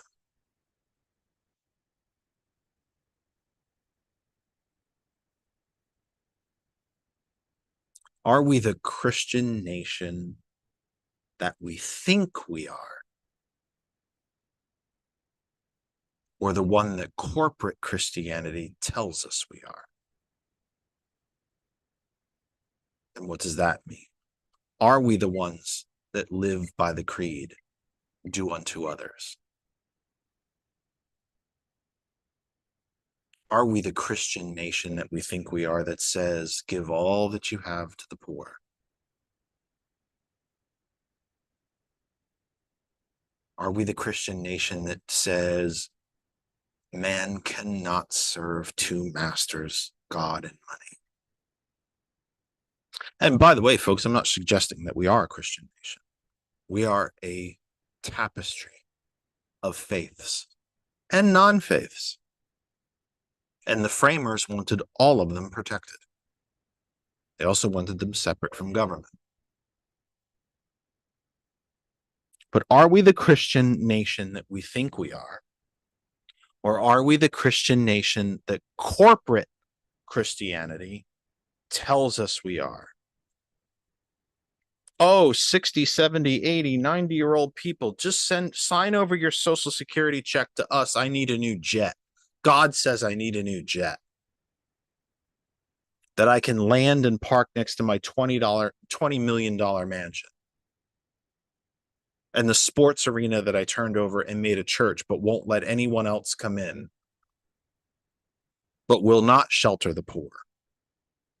Even the Pope washed the feet of homeless people in Vatican City. But Joel Osteen can't come in my church. You're dirty and homeless. So who are we?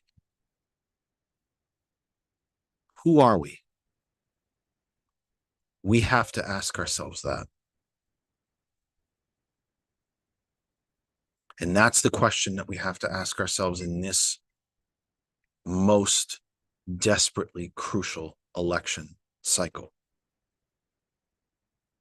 2024 and the elections included in it and the results of those elections will, there's no speculation here, will determine whether this democracy continues or ends. Not fails, ends. Not just changes or gets tweaked, but ends. If Trump should come to power again, it is the end of democracy, period. End. End. End. He's telling you what he wants to do. He wants to be a dictator. Thinks the Constitution should be suspended. Wants to shut down entire entire departments of government. Wants to replace well over a third of the permanent civil service workforce with his own people. wants to take the the program director, president of MSNBC, and put her on trial. Oh, and CNN, by the way. And put them on trial. This is dictatorship. This is fascism. So who are we? Are we a willing group of sheep willing to have boots on our neck? Or do we save democracy? Do we want our children educated, or do we want them working in factories? Are we the nation where no matter what you look like or identify, you are still my fellow American? Or are we South Africa in the 80s? Or Israel now? Who are we? Are we no better than what we have been given since the Reagan era? I'd say we're still in the Reagan era. Since the beginning of the Reagan era. Are we no better than that? I believe that we are. I believe that Bobby Kennedy believed that we are. I believe John Kennedy believed that we are.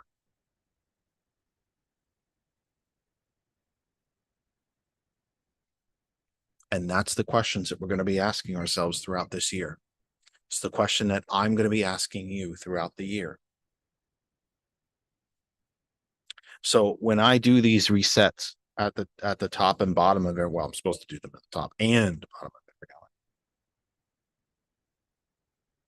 I constantly encourage you to share our program. Well, this year, it might be more important than ever. These are the questions we have to ask ourselves. These are the questions we have to ask our neighbors. These are the questions we have to ask to the people who want to hear them the least. We must look in the mirror.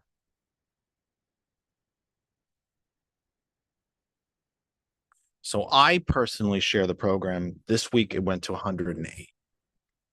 It very easily usually goes to 100. I'm asking you now to do maybe 20 more. I'd like to see the total number of shares for this program at 125, maybe a week.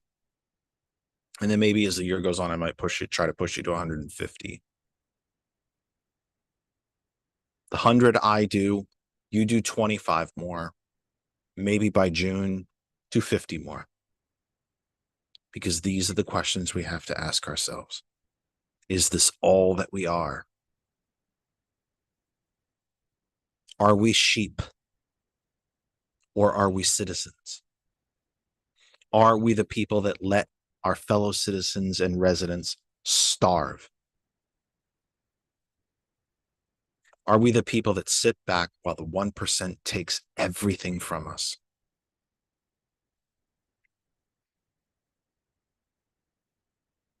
Or are we the country that says, oh, you had a brilliant idea. You deserve to do well, but not at the expense of everybody else.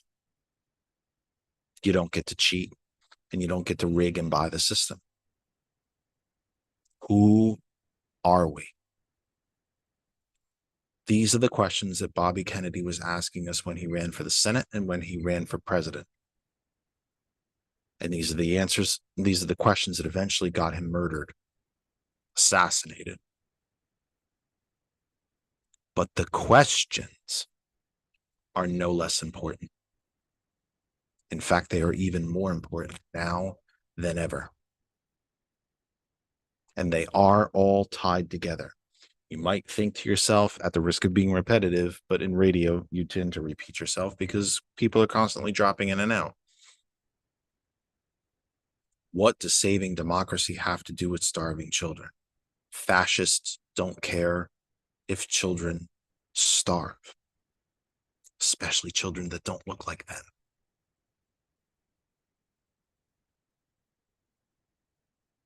So, anyway, that is 2024. Let me catch up on some comments. Fern Laird, missed state committee due to COVID. Yeah, so did we. What a shame, was it? Randall mentions Bobby Kennedy was the real creator of a multi-race, multi-economic families, black, white, brown, Asian Americans. He was for all the people. Yes, he was. Yes, he was. There's so many film of him of shaking hands with people of color, lifting up children, black children, hugging them, carrying them in a time when it wasn't all that popular.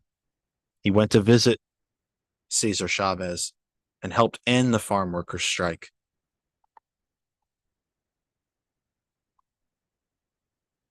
Karen Leonard mentions, I think he would have made a difference. What a loss.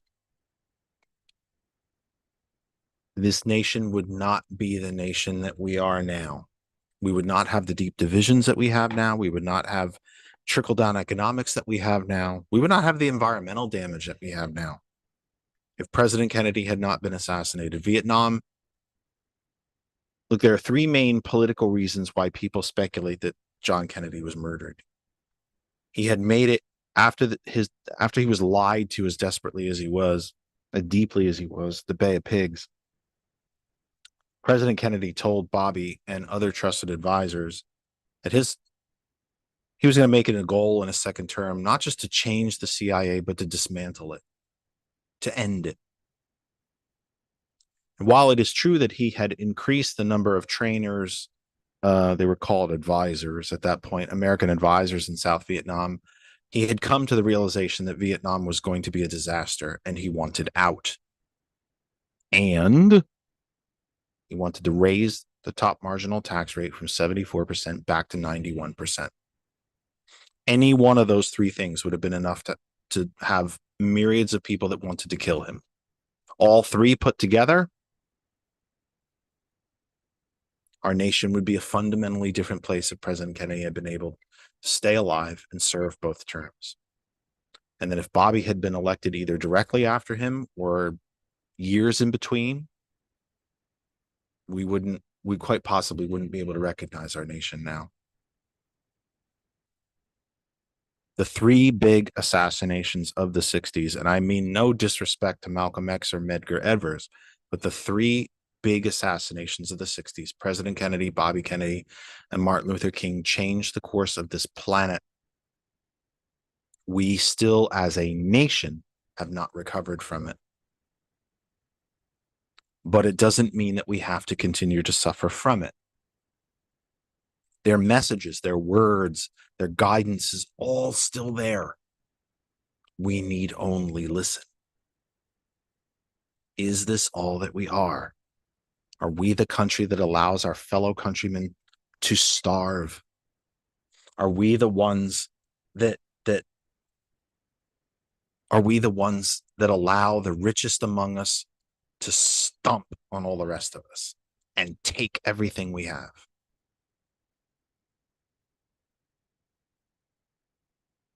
That's the question. Is this who we are? The way this country is now, is this who we are? Or can we do better? Don't we deserve better than this? Because we do. And we can get it. Together. All of us. There can still be rich people. There will always be poor people. But it doesn't have to be the way it is now. It simply doesn't. We can do better. We can. We can save democracy. And we can keep our fellow citizens from starving to death.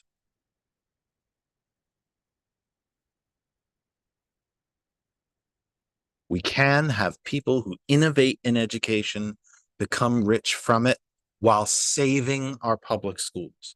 Both things can happen.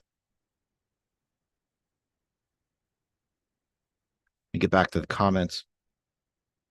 George tells me that Hot 101 is up and running. That's good to hear. Hot 101 is up and online now, so you are good. Okay, cool. Well, that's nice. Technical issue. Certainly nothing intentional. It happened. we got through it. Randall mentioned I was supposed Bobby Kennedy, his issues. Oh, we studied. I think you studied. I'm changing your words because what you wrote doesn't make sense. I studied Bobby Kennedy, or supported. No, that's what you meant to say. I supported Bobby Kennedy for these issues as a 10th grader in high school. Also, remember he was against the Vietnam War. He was very much so. Hitler dissolved the Girl and Boy Scouts into becoming the Hitler Youth. Dissolved trade unions, correct, and on and on and on. That's fascism. Trump is very anti-union. You know that, and all his acolytes and followers, because they're not, they're followers. Let me see. That pretty much catches us up on that. Randall says, I'm sorry that I only share the show 16 times a week. If everybody did that, we'd be well over 200 shares. So please, the fact that you share it 5 places is plenty. Leave it to Randall to apologize for doing that much. But I do ask you to share the show every week, and I'm going to continue to do it. Because the more people that come together under our umbrella, let's hold a mirror up to all of us, to me, to you, George, Randall, everybody. We need to hold a mirror up to each other. Is this all that we are? Are we no better than this? Do we not deserve better than this?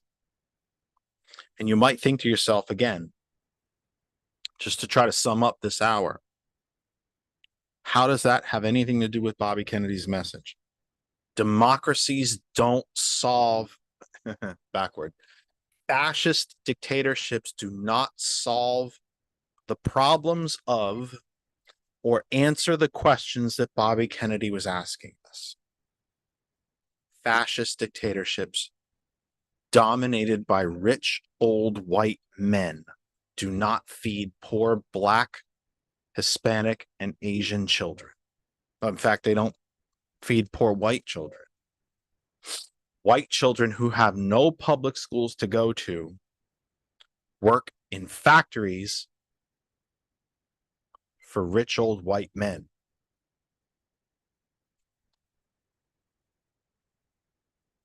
When we revert, retract, regress to a state of mind in this country that the LGBTQIA person, that the Black person, the Hispanic person, the Asian person is somehow less than me.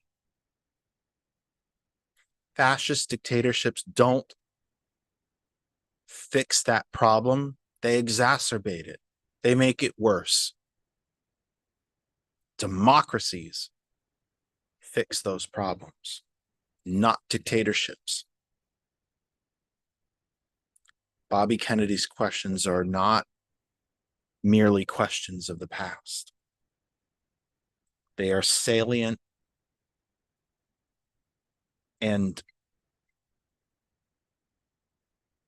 they are as relevant now as perhaps they ever have been since he asked them of us.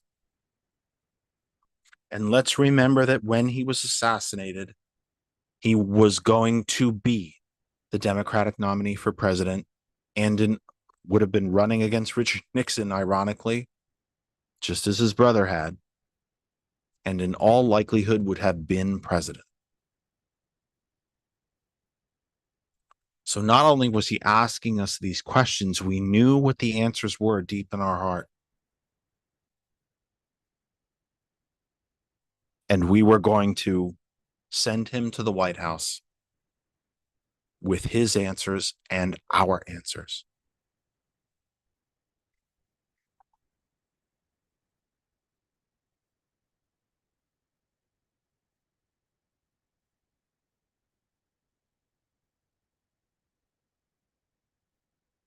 It's powerful if you really think of it.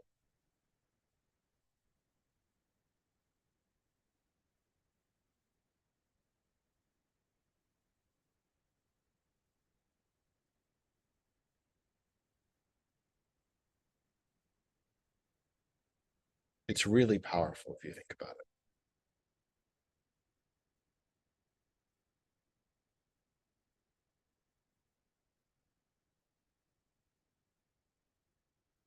We knew as a society what the answers were.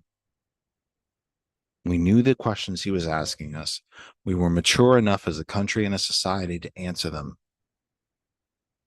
And he was going to be president.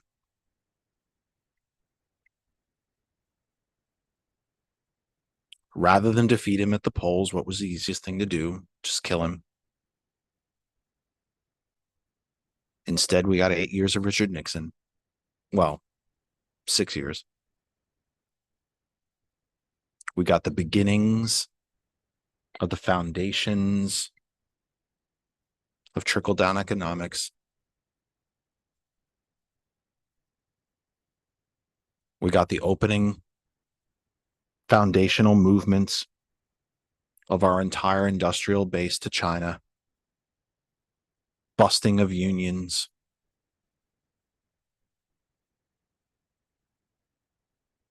excuses, delays for the implementation of the full Civil Rights Act and Voting Rights Acts, the degradation of the Voting Rights Act, the assassinations of the 60s, and Nixon's 6 years. You can draw a direct line to Reagan. There is no Ronald Reagan with 8 years of John Kennedy and 8 years of Robert Kennedy. None. There's no Ronald Reagan.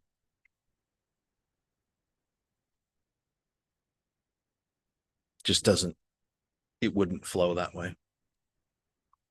So what was the easiest thing to do? Just kill them. Get them out of the way. I'm sorry to say, and I'm not proud to say it. And it's something I've said before, and it's made a lot of people recoil. I was very disappointed with President Obama. He ran sounding like FDR and John Kennedy and Robert Kennedy and governed like an Eisenhower Republican. I was very disappointed in him from that standpoint, but it is a flat miracle that he survived 8 years. I think most of us thought he'd never make it through office. And coming out of the 60s, it's something that we were left with. That if the moneyed interests, if the really powerful didn't like it enough, they would just murder and move along.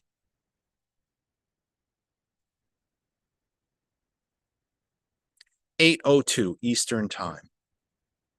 Kennedy Effect is live with you for the 7th of January, 2024. Yes, 2024. Phone line is open to anyone, not just Randall.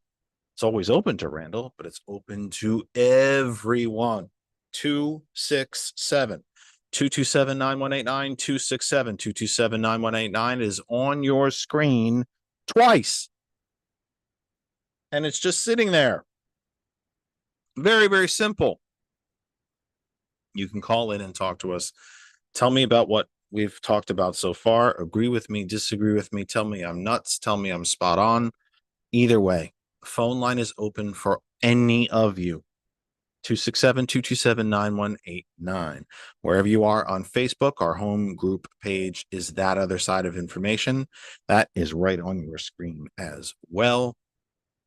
Hot101.net, our name is our web address. If you can connect to the internet, you can listen to Hot 101 anywhere on, above planet Earth, all over planet Earth, everywhere around the globe. If you can connect, you can listen.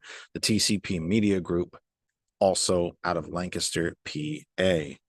Our sponsor, of course, is the PayGive app, financial transaction app where you can donate to the causes that matter to you. Transfer money, buy gift cards, make a purchase, send a percentage of that wherever you tell PayGive to send it. American Lung Association, Shriners Hospital, ASPCA, you send it. The PayGive app when you buy things, you have to pay for them. Why not give while you do it? And that leads me to my final topic of the night.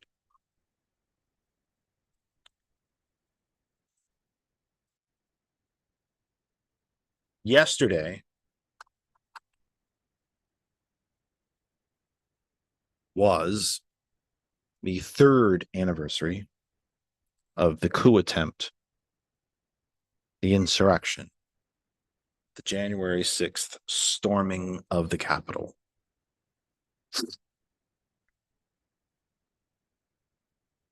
When I just said that this country has not recovered from the big three assassinations of the 60s. And others might say the big five assassinations of the 60s. This country has not recovered from January 6th. You might think to yourself, well, why would it? It was only 3 years ago. First, and I don't think that this is up for debate, I don't think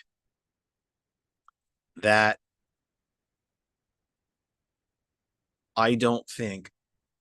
this is speculation. I don't think this is up for debate. January 6th was a full-blown, armed, planned, scheduled, deliberate attempt to end the American experiment and install Trump as the permanent dictator in this country. Period. It was an effort to end the American experiment, to end democracy, end it. Absolutely drop dead, end it. Not change it, not any of it, but end it. Absolutely end it. So, and I don't think, respectfully, and I do mean that, I don't think that's even up for debate. Trump knew he lost the election, but he wanted to stay in power because he wanted the perks and the money and the adulation and the attention that came with it.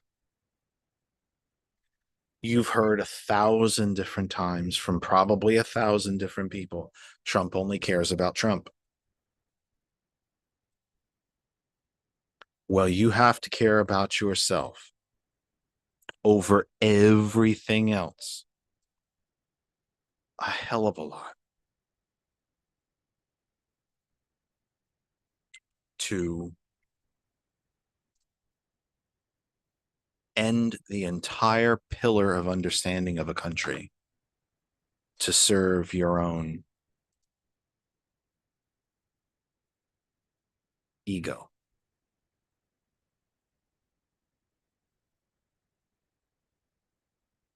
And that's exactly what he tried to do. He knew he lost the election. He knew that once out of office, he would be responsible, held responsible for the crimes he committed while in office. And remember, the Democrats on the Government Oversight Committee released a report last week showing that in just the first year of his presidency, Trump took in just shy of $8 million from foreign governments at just 4 of his properties, every dollar of which was unconstitutional and illegal according to the Constitution. I know that it has become cliche. It's become actually way too cliche at this point. Trump has shown us who he is. He's telling us who he is. I don't want to be a dictator. I just want to be a dictator for one day. There is no such thing.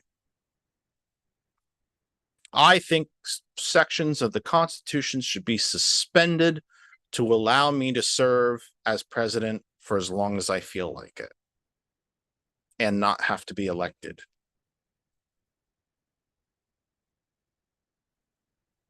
If I'm elected again, I will go after my enemies. The presidents of CNN and MSNBC should be tried and jailed. I'm the man that killed Roe versus Wade. He's telling you who he is because he means it. And because he has no fear of telling you who he is anymore because he doesn't think he's going to be held accountable for it. And if I were him, I'm not sure I'd be worried about it either.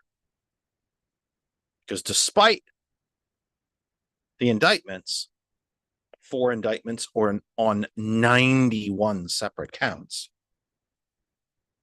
nothing has happened to him yet. He is still free. He is still lying. He is still threatening. He is still bullying.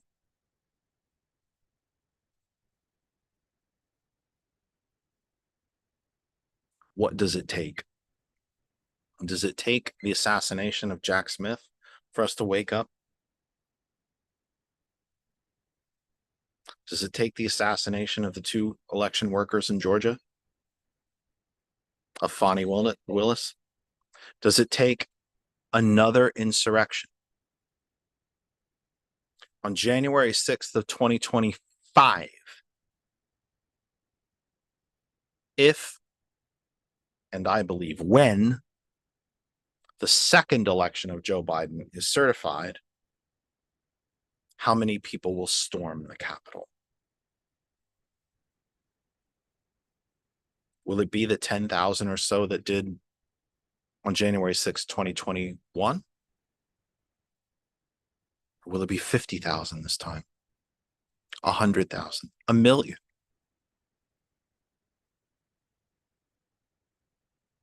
What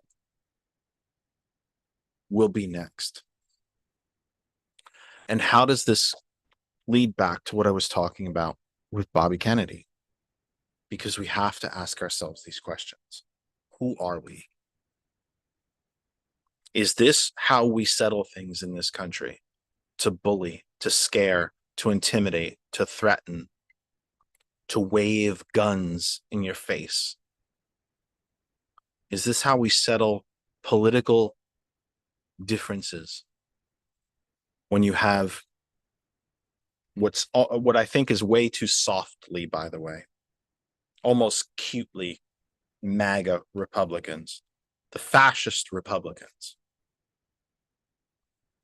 the MAGA fascist Republicans, and their legions of followers, of blind, dumb, and deaf followers,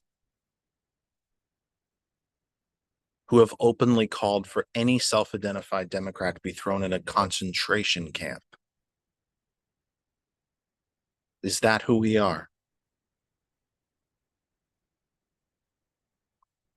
Or do we sit down and negotiate policy solutions together the way we used to?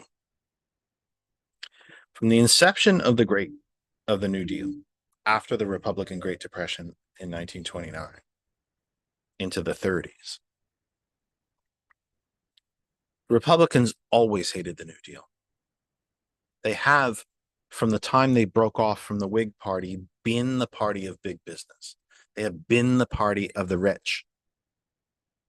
They hate unions. They hate workers. They hate the poor. They hate people of color. They hate gay people. Not every single one. In a nation of 330 million, there cannot be complete unanimity on anything. There are still flat earthers. But it's what the reformer party, known as Republicans, stood for. Rich people. Rich white people. Rich white male people. They hated the New Deal. They hated the Great Society. They hated the Moonshot program.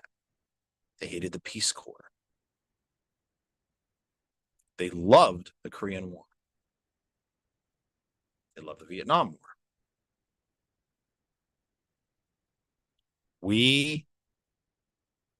And they chipped away at the New Deal until they finally ended it under Reagan. But there was a period of time in the 40s and 50s, and arguably into the early 60s. But even with that hate, the hate of anything that wasn't them, the hate of poor people, hate of unions, hate of workers, hate of the middle class, that still Republicans and Democrats wanted to end at the same place. They simply disagreed on how to get there. Republicans wanted it to be free enterprise and private business and local only government. Democrats felt that these issues were bigger. They determined that they needed a national approach. We wanted to end at the same point. We disagreed on how to get to that point. Since Reagan, that has been long gone. We rarely, if ever, agree on the final end point.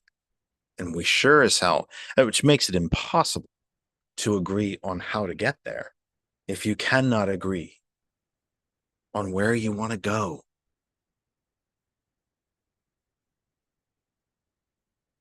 My fear of so much of this is that it has become cliche. It's become a dog barking from a mile away. It's become the sound your furnace makes when it kicks on. You hear it kick on, then you don't hear it anymore. It's become a white noise machine. Oh, Trump's telling you who he is. Except that he is telling you. It doesn't make it less important to listen to it simply because he's telling you to your face. And the most dangerous and shocking thing about what has become cliche is that Republicans have decided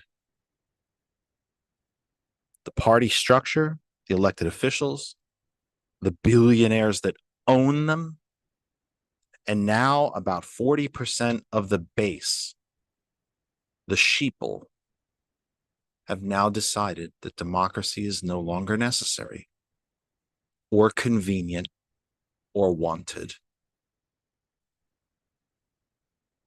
That's it.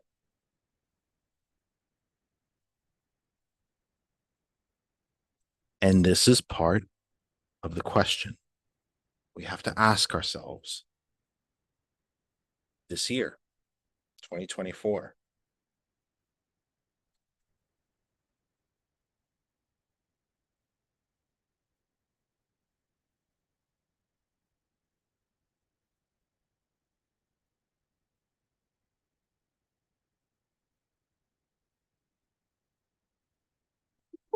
These are the questions we have to ask ourselves. Who the hell are we? Who are we? I answered it. I answered it. Google, I answered it. Pain in the butt. Yeah, because no one call in. Blimey. And it gets Answered it, me Google. really, really pissed. I that answered no one Google Voice. calls in. I answered it, Google Voice. I don't know. What can I say? You know what?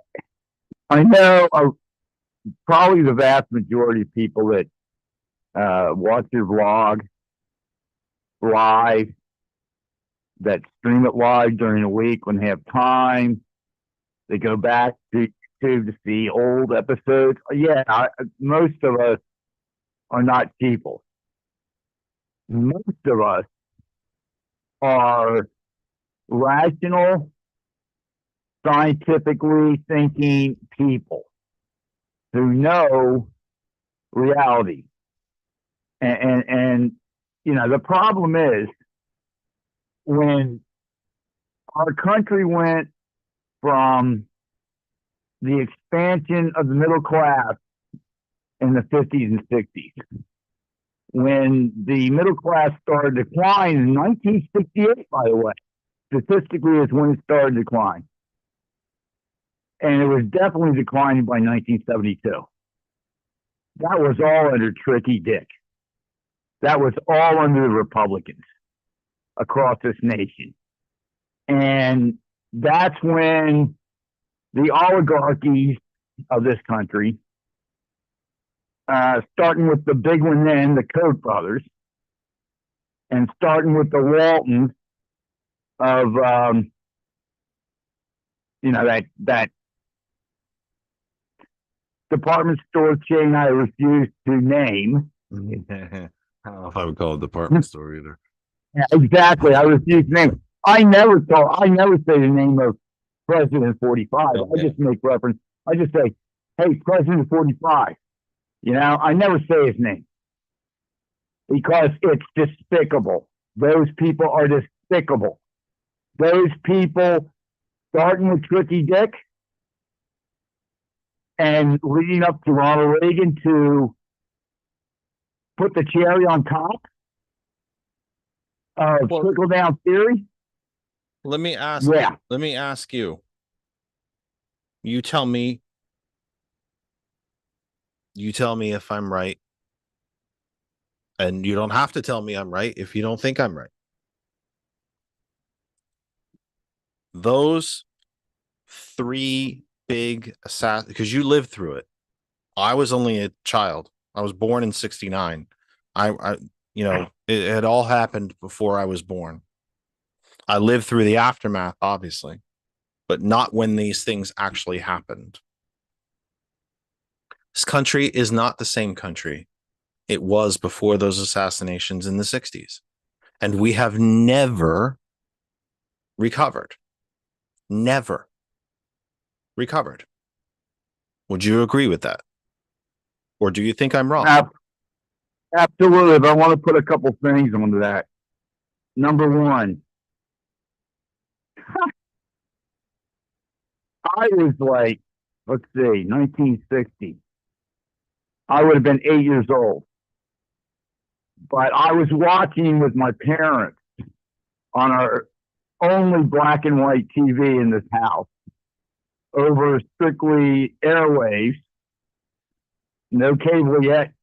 Nothing. Yeah, antenna. Yeah. I watched the first. Well, I watched the second too with my parents, but the first one, I watched the first Nixon debate for president in 1960, and see him sweating to this day. Seeing Tricky Dick sweating to this day when he couldn't answer just common sense questions from John Kennedy. I remember that day. I remember the Bay of Pigs.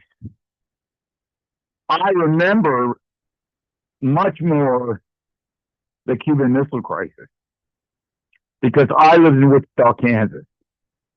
Wichita, Kansas produced the B-52 bomber before there were ICBMs. My father was gone for weeks. Didn't know. I knew where he went. My mother knew, but I didn't know. None of us kids knew. Even my older brother and sister that were in high school, they didn't know.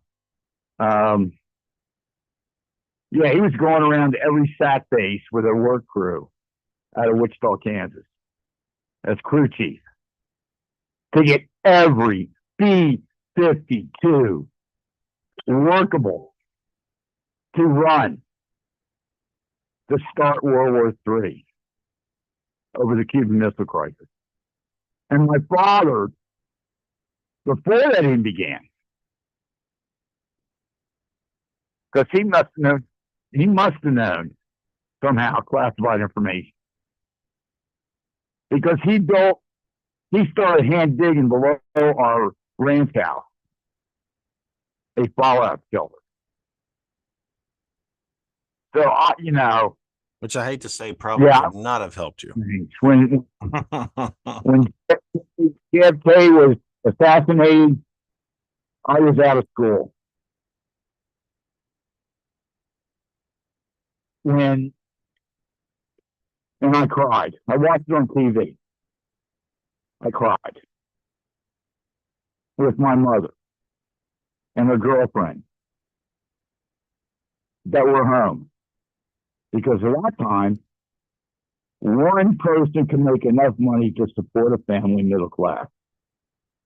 Where it now takes two people working 1, 2, or 3 jobs, a single mom working 3 jobs and having no time for their children. Yeah, and when Martin Luther King was assassinated, I cried. And I wrote earlier in the comments that in 10th grade, in 68, I supported Bobby Kennedy for president. Get rid of Johnson that did his debauchery. He just, Monday morning quarterback looking back with my age now. And all my whole adult life. Yeah. Johnson destroyed his legacy of the Great Society because he escalated and escalated and escalated and escalated into the debauchery that was the Vietnam War. And yeah, I lost somebody in my neighborhood early in Vietnam for that family to become a ghost of the family. And when he was assassinated, when Bobby was assassinated, I was just heart-stricken. To where, as you said earlier, to where we could be today, without Nixon, without Reagan, and sure the heck with, and not with Trump. But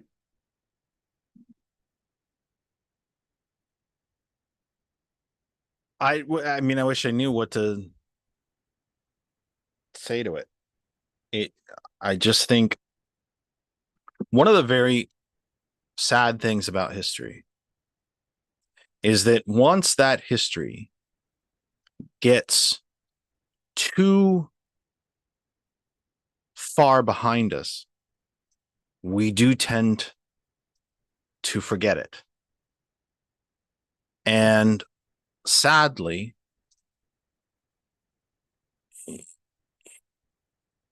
we've reached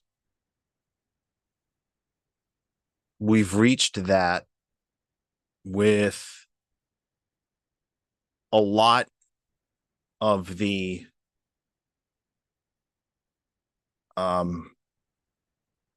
with the assassinations, we've lost that. They have become history that is so far in the past that it has been forgotten, unfortunately. yeah, And I it's think definitely that forgotten by so much my children. of it is generation. so much of it is treated as speculation, as history to be studied and argued about, except that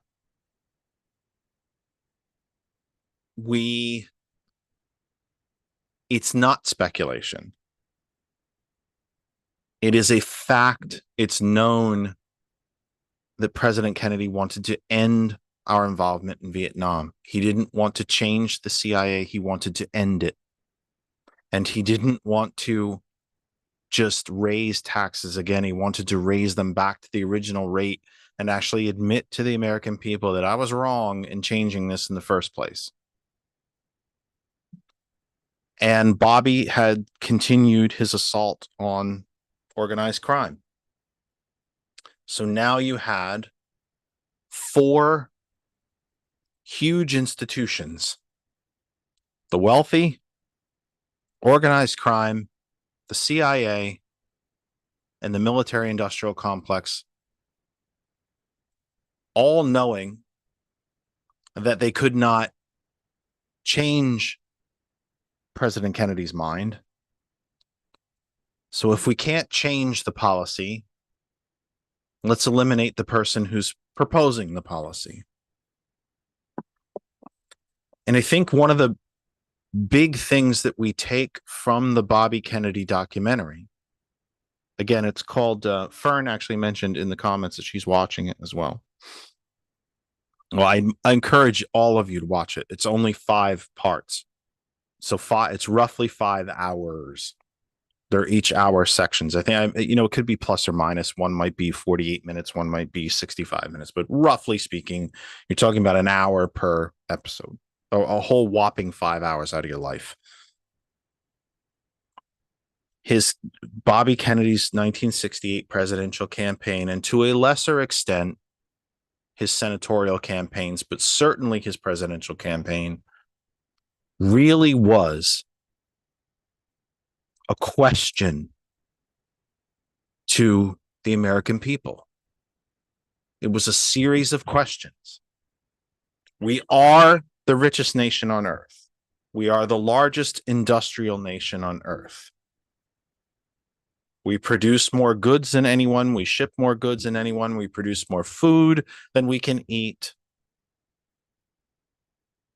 Why are our neighbors starving?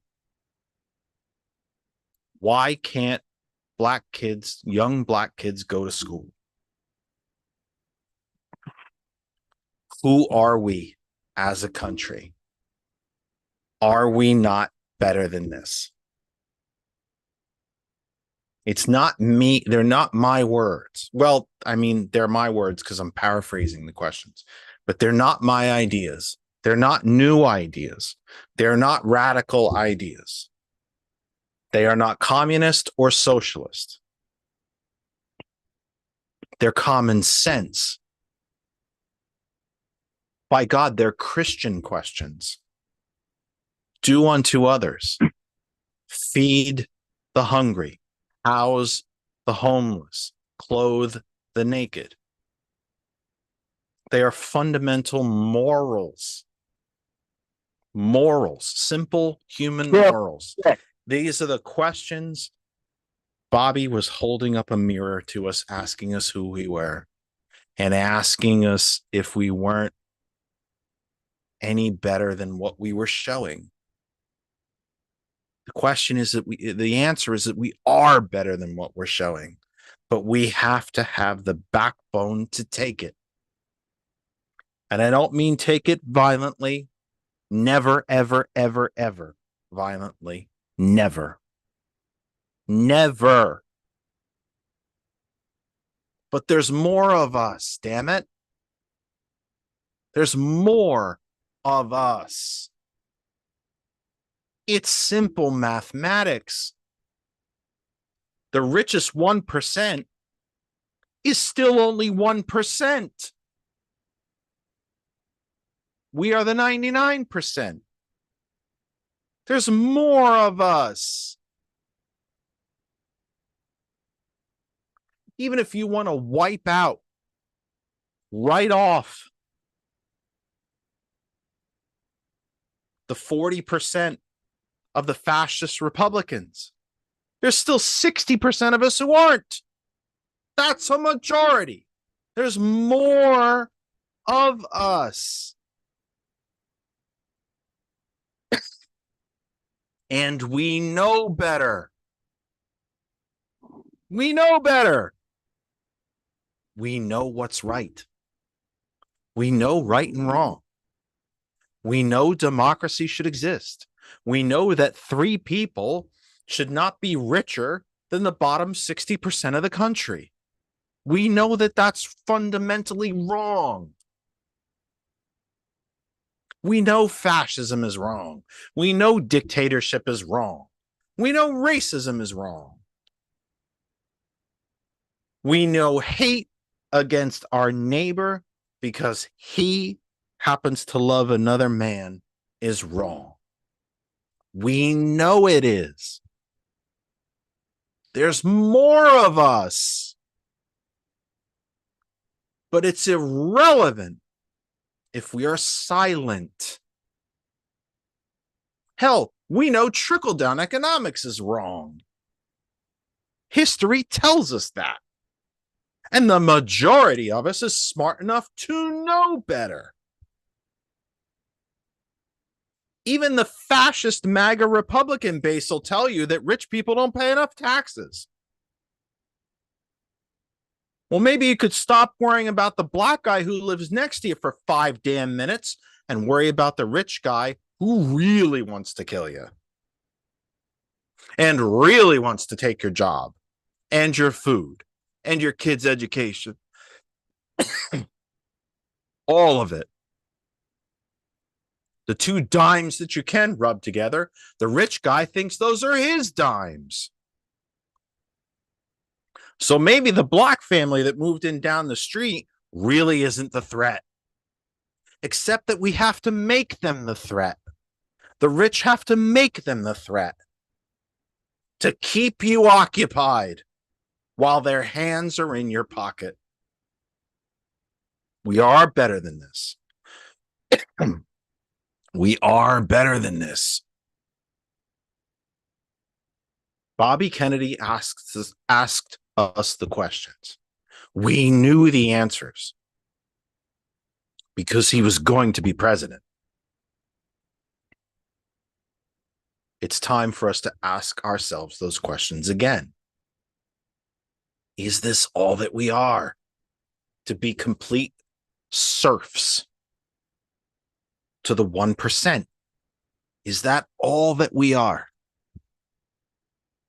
Do we not deserve to see doctors, get an education, clothe ourselves, house ourselves, have at least a vehicle, maybe even be so crazy as to take a holiday from on occasion? I'm losing my voice. I'm trying not to cough all over you. I mean, audibly cough all over you. We know the answers to these questions. We know it.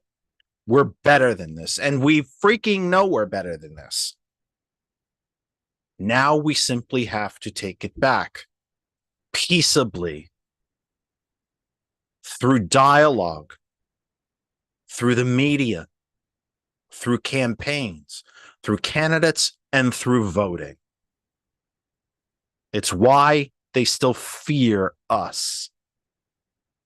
It's why they try to put boots on our throats. Because we can always, always, always, always beat them at the voting booth. And it's why they don't want us to vote. Wrap it up, Randall, because I got to stop. I'm losing my voice. And I need to help Sergeant Mack so he can have a show. Yeah, well, I'm gonna go over to Sergeant Mack, obviously. Real quick question for you. Yeah, you disappear on me in the last half hour. I know. I know. Real quick. Yeah, I disappeared earlier because I want to hear the pre-show. I do. I know. Fuck, guys, started it. Go ahead. Go to the new, fresh thing. I got you. Question. Yes, sir. Sergeant Mack asked me to go on the show. Should I go on the show? Absolutely. Why not? Why wouldn't you? Because I'm the old part. Doesn't matter. You're an Okay. American citizen and Number resident of two. this country, the same as he is. And the same as the folks on him that are younger than him. What the hell does that matter? Obviously, you are fundamentally different than he. You grew up differently, you're different ages, you did different things in your lives, but you're both Americans. Of course you should talk to him. The people that I know, the vile, dirty comments that I get during the week, the death threats that I've gotten, I'll talk to those people just as much as anybody, maybe even more, because they're the ones that need to have the conversation. Yeah, I got the death threat. There's no, I got you're just gonna have a food, man. conversation with them, for goodness sake. Nothing wrong with that. All right, let me go, my brother. I'm losing my voice. All right. Well, let me finish, please. Well, go. Come on. Let's have it. All right. Number two. I started talking back in my college years, the early 70s. I started saying that, we're going toward Russia, that Russian society, you had, 3 generations of family living in a 2-bedroom apartment, that they had substantial medical care, that they have substantial food, that they had to wait in lines to get anything. I said we are going towards that from the early 70s. I said that because the oligarchy in this country, that's what they want. End of story on that. Number 3, Ricky Dick started the trickle down theory. Yes, it appears he did some good things. Oh yeah, he signed the bill to create EPA. The EPA. He signed the bill for the Clean Water Act, but he supported the killer of this planet, which is fossil fuels. Mhm. And if Trump gets back in, not only is he going to create a dictatorship, he goes drill, baby, drill. Well, guess what? America is the biggest producer of barrels of oil on this fucking planet. Excuse me. I'm really on that. I apologize for That's your using that one. word. But he supports the oligarchies to kill this planet. He supports the people. He supports the government still giving what, $7 billion a year? Oh no, Or is no, it? I no. It's way it's more. probably higher than that to the oil and gas industry. Senator Sanders will tell you that it's closer to 500 billion. When you take everything into account, On the books. yes.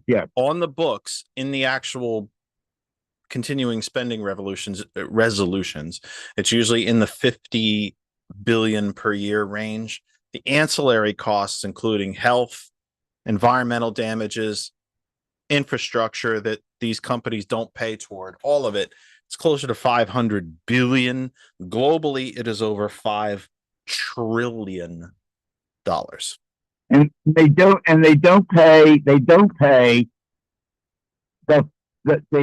$800 billion of military industrial complex to protect Nope. their investment. Nope. And They'll that's pay more like 1.3 trillion. When you add all the other Mhm. costs up. Yes. Absolutely.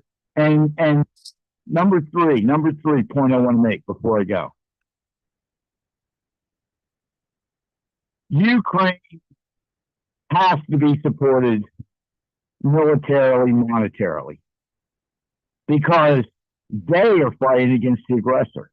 They're the gateway. On the other hand, we shouldn't give a dime more to Israel to continue to conduct their genocide against 2.5 million Palestinians.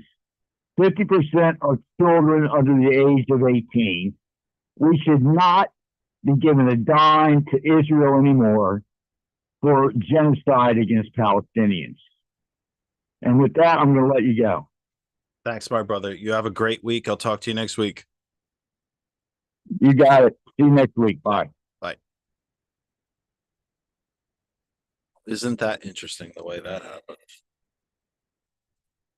As you know, kind of use that background noise there to trick one of the programs to not turn off on me.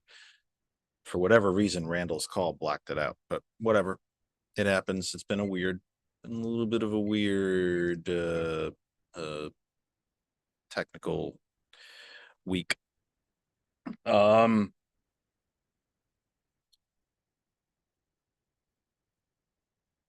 That pretty much does it for us. Even though we are 15 minutes before the 9 o'clock hour, that kind of does it for us. I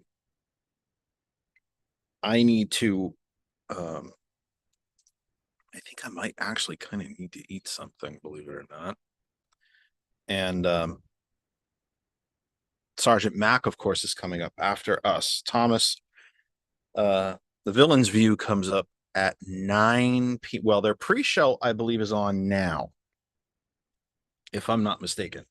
Their pre-show is on right now, and they go live with the proper beginning of the program from 9 p.m. or from 9 p.m. is also when they go live on hot101.net. So check that out, he said. Check those out. And I think he is actually live now. I can tell you that in 1 second. They do a pre-show very much the same way that we do. And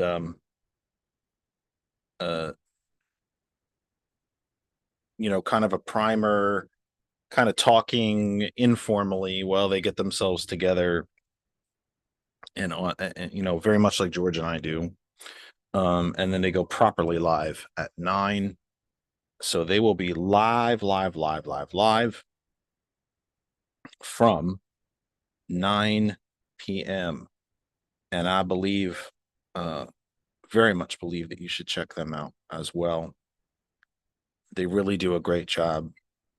It's a very different show from ours, but that doesn't mean that it isn't great in its own right. You know, diversity is a really good thing. There's nothing wrong with it. It's nothing to be afraid of. Listen, it's a properly different show, but I still think it's a fantastic one. And it's just a different, you know, very much in the same way that, you know, I was mentioning to Randall, should I go on their show and talk to him? Well, of course you should. For goodness sake, of course you should. Sergeant Mack is younger than me. He's significantly larger. Served in the military, was a sergeant. I was none of it. And, you know, he is in Missouri, moving to Georgia. I've never been really outside of New Jersey and Pennsylvania, certainly not to live. So, I mean, these are good things. These are okay things. And you should give him a try. I really believe that in my heart. I think you should give him a try. I think you'd find yourself really enjoying his program. It's a very informative one. And it's just a different take on things. That's all. And that's healthy. It's good to hear different things. I believe that just about does it for us. We are planning to be back next week.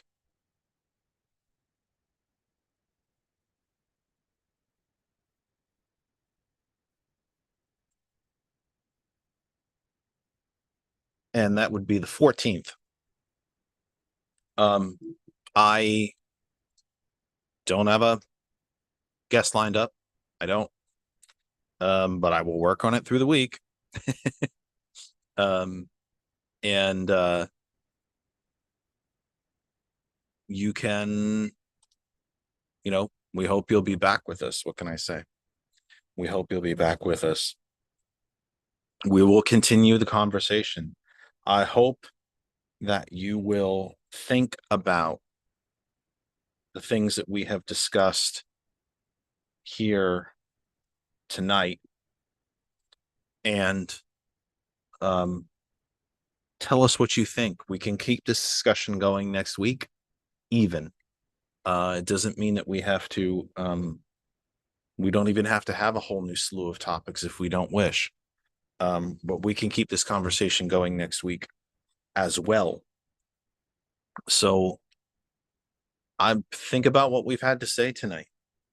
Does Bobby Kennedy's message resonate with you? Do you believe that it is a message that is relevant in 2024? I happen to think it very much is. I happen to think it is the message for 2024. Are you prepared to have those difficult conversations?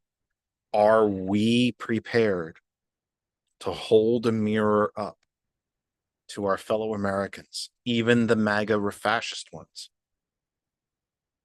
Is this who we are? Is this who you are? Is this all that you are? We can do better, and we can be better. I want to give George, I know George is busy in the background. I'm not sure if he is actually even quite listening, to be honest. I'd like to give him a moment to chime in before we say good night. Good night. Before Good night, Gracie. Yeah. As you may know, folks, I've been distracted at different times during this program. The hot101.net apps, all of it just crashed. And on my end, it looked like it was still working. So George has been working in the background to try to get everything running again, which it did eventually do, except that now Sergeant Mack is having problems. So we're going to go help him for hopefully before 9 o'clock. So check him out. He is live right now on that other side of information. And we will return to you next week. Is there anything you wanted to add, George, before we said goodnight? Or should we just do some No, work here and let's get through just it? go because I got to help Mac out. All right.